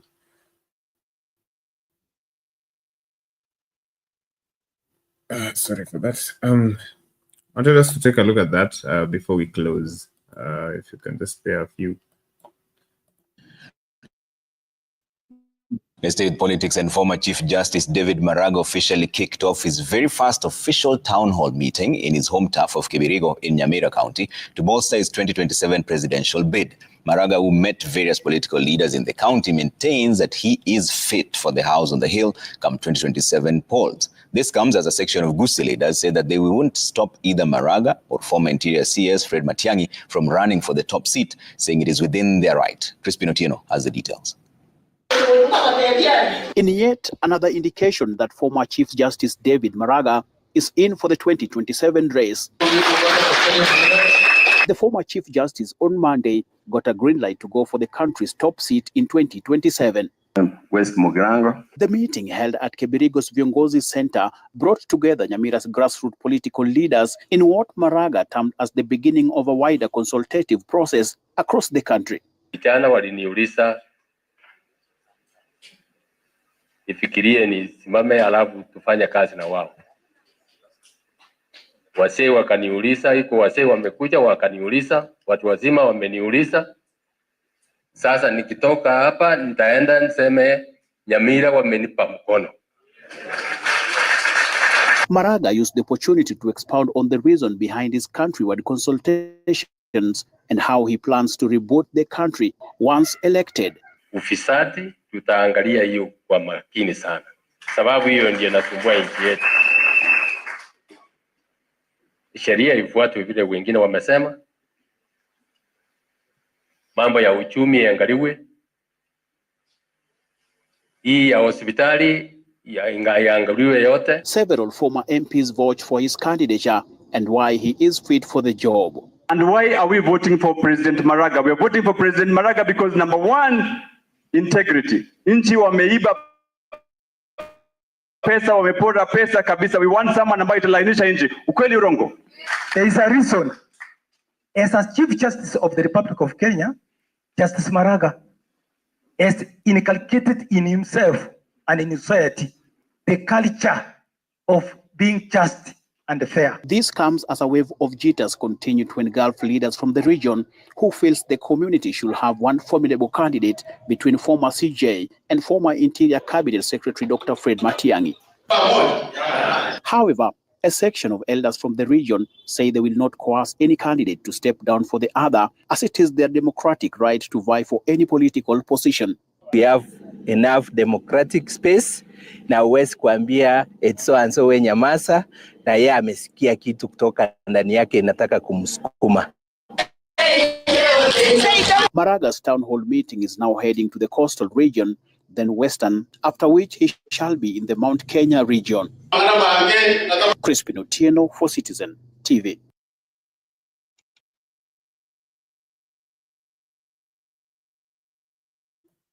Okay, Alala. I'm very happy. I'm very, very happy. If at the end of the day, somebody like Maraga is acceptable candidate, I wouldn't mind, coming in to campaign with him for him. I don't mind at all, and raise funds for him. Yes, I will. Anyone with a clean record, anyone who speaks to the entire nation, is not Nafiki or Mnafiki, whatever the word is. Somebody whose life story is very clean, like this man, I think deserve my vote. Yes, on all Kenyans. Yeah. So I think he should not step down. I think he should keep going. I think he should test the ground and see where things are. But he's a formidable candidate. I think is whether it's going to be elected. That's Kenyans are Kenyans with the money thing, but I think is up there. And for me, I don't mind, using. I raised money for Obama. I raised money for Miss Clinton. I raised money for Biden. The key thing is we raise money for them, not just giving us money. We are the one to give them money. But the problem in Kenya is they are the ones supposed to give us money. No, they are supposed to be the one giving them money. Gachagua was there because he gave money, to Ruto. So it was buying of power. And so I think for many candidates like this man, I don't think he's a very rich man. All of us will be there to support him. And anyone in that caliber, depending on the debate and the one who come up at the top, will definitely get my vote. So I'm happy for him. Let him go forward. Let him not stop. Thank you. Yeah, thank you, Lala. Just one last question. Do you think he's going to disrupt the political conversation? Of course, right now the conversation, especially amongst younger Kenyans, and the conversation when it comes to politics and governance is totally different. That's why I think Kome's comment. I think what Maraga's doing is very good. He's coming from slow. We want to study the people, make step by step, because he has to build a momentum. This has to resonate with people. In other words, his story has to be heard, and he's starting in a very good way. Tested it, I think, in Rongo University, and now he's back home, a small core people, and that's where he gets the blessing to move out. So I think whatever he's doing is pretty good. Okay, so I'll let him go forward, and this is the right way to do it. But if you're waiting, there are people like Gachagua with a lot of money who can come in and use money, and Kenyans are Kenyans with money. I don't know what happened with money.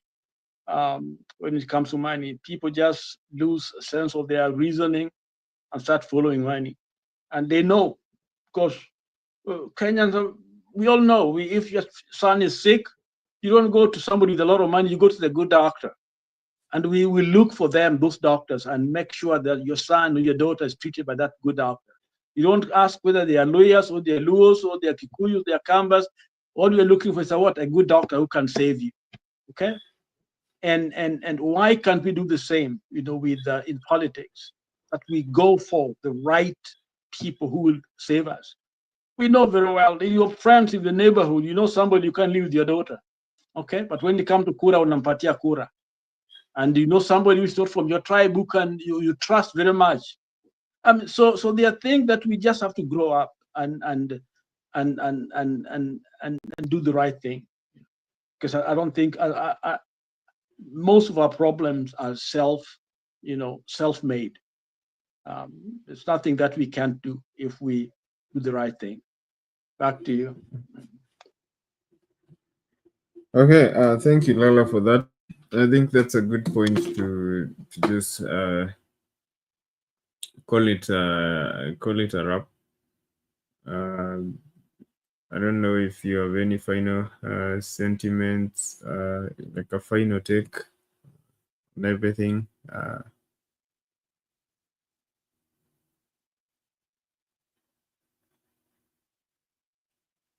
Lala? Hello, what do you say? I know. I'm taking your final sentiments. Okay, I think let me address one more question, and that is awesome. Moi's advice, I don't know how to take it, because when you're in power for such a long time, it's about power, not about people. And I think he had a lot of people. There's good things he did, but discouraging people not to run because they already have their system set up in a particular way is wrong. I think we should nurture leadership. We should encourage the right kind of people to run for these seats. Okay, and generally in the West, here in the U.S., a lot of times it's not the people who want to run, but people visit them and tell them, we see some qualities in you, and we think this would be one way to help their community. And they think about it and they come. So it is a people-driven, people see those qualities. But in Kenya is when you have the money. So I pray that as Kenyans, we should look deeper, because if we choose wrong people, then actually what we are doing, we are actually disfranchising even the top person there, because he'll have people around him who can be bought. We've seen that in the county assemblies where these MCAs are like just bought, and they don't care about the counties. It's about their pockets. And so the little money that are gone to the counties, it's not been used very well. And so it is critical for us to select the right people. The same way you select a doctor, the same way you select a school for your child, the same way you choose what you buy in the store, the kind of medicine you're buying. Use that diligence, look that mindset, and you know what, we will save our nation. But if we allow somebody who gives us 1,000 Kenyan shillings, we vote for them, we know very well they are not the right people, we are digging our own graves. Otherwise, thank you all, and thank you for staying with us on this channel, and thank you, Douglas and Bernard, I know you're wherever you are, and all the members of this group, plus others who listen today. Thank you very much, and let's all come and let's share our ideas and contributions so that we have a robust debate, and out of multiple of council, there is always grace and development. Thank you.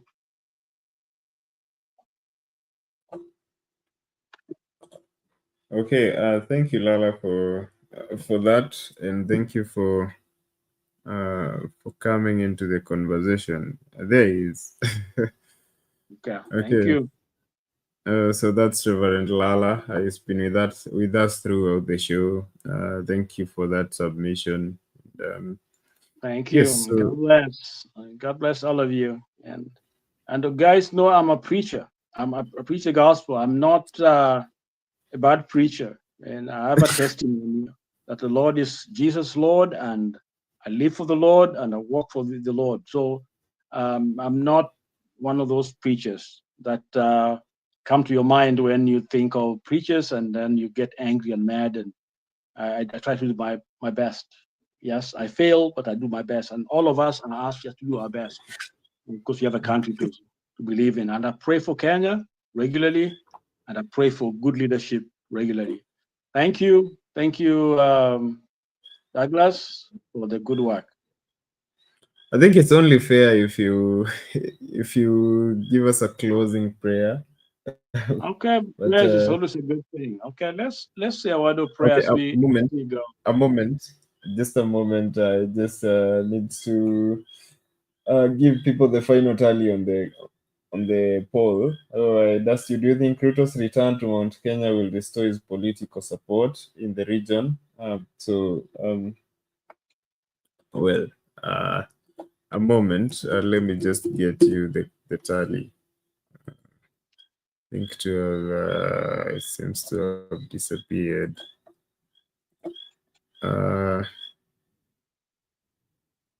Sorry for the echoes. So at the end of the poll, 18% of you said yes, is going to get back that political support. 82% of you say no. How many votes? 61 votes in total. So with that, we've come to the end of our conversation tonight. So just if you've not subscribed as usual, subscribe to this channel. We need to grow the community as we continue to have the conversation. So turn on your notifications, as from tomorrow we'll be bringing you live broadcast as the president begins his tour of Mount Kenya, amongst other developments in the country. So with that, we've come to the end of the show. I was your host, Douglas. So Lala will pray for us, then we'll end it there. So Lala, over to you. Okay. Thank you, Douglas, and to all of you in the background. I'm a preacher, and yesterday my sermon came from the book of Matthew, the 17th chapter, and it's about transfiguration of Christ. When he went to the mountain, and there Elijah and Moses appeared to him, if you've not a Bible reader, and that's a very interesting passage. And the Bible talks of the glorification of Christ. They were dazzling like light. It was a place awesome to watch. And Peter stated, "It is good to be here." Okay, that's the feeling they had on that mountain. And Peter, as usual, impetuous and kimbelembele kidogo, suggested to Christ for them to stay there. You know, Jesus, let us stay here. I myself, Peter says, I will build a house for you, Peter, for you, Jesus, and one for Elijah and one for Moses. He wanted just them to stay on the mountain. But my message was called the great sabotage, sabotage, because if they stayed there, remember, almost a week later, the same month, that's when Calvary came to be. So they would have diverted the Passover, the holidays, the Easter that we are waiting for. That would not have been there because they would have stayed on the mountain, because it's good to be there. And so none of us would be talking about preaching, salvation, knowledge of God, because that sabotage would have messed everything, because it was good, according to Peter, to be up on the mountain. And I stated that there are a lot of things that are good that stops us from achieving our goals. It's good to get the money, okay? But then the country's going to hell. The economy is dying. The people are, this country is disintegrating because of people who make the choices because they got some good stuff. They've been given jobs, they're cut, and they don't realize that there's another mountain.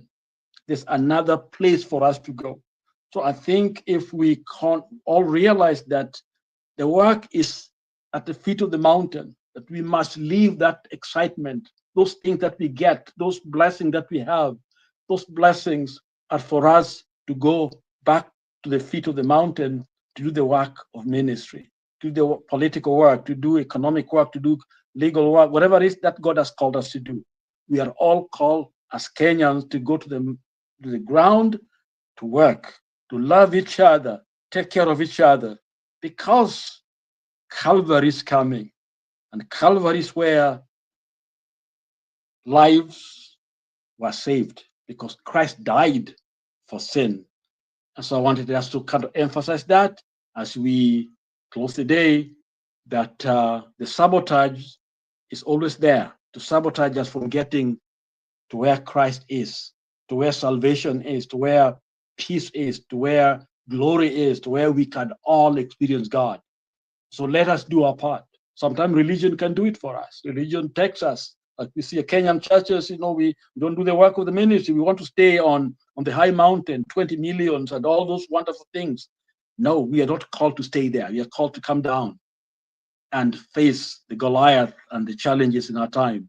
So let's pray that God will help us to come down and do what is required as we prepare for Easter. Let's pray. Father, we thank you tonight or in the morning in Kenya and around the globe. We thank you, Father, for all of us that you've called, given us this name to be called Kenyans. Lord, it's you who has put us together as a nation. May we turn to you in time of need, call on your name, because you're the one who can give us the victory that we need over these challenges, my Father. Our people are hungry. Our people are sick. Our people cannot access clean water. There's so much poverty and pain and insecurity in our land, Lord. Our families are very insecure, Lord. Women get raped. And Lord God, people get mugged and beaten. Insecurity everywhere, Lord. Lord, there are things we cannot do on our own, but you can. So, Father, we pray for your grace and help us to know what we ought to do.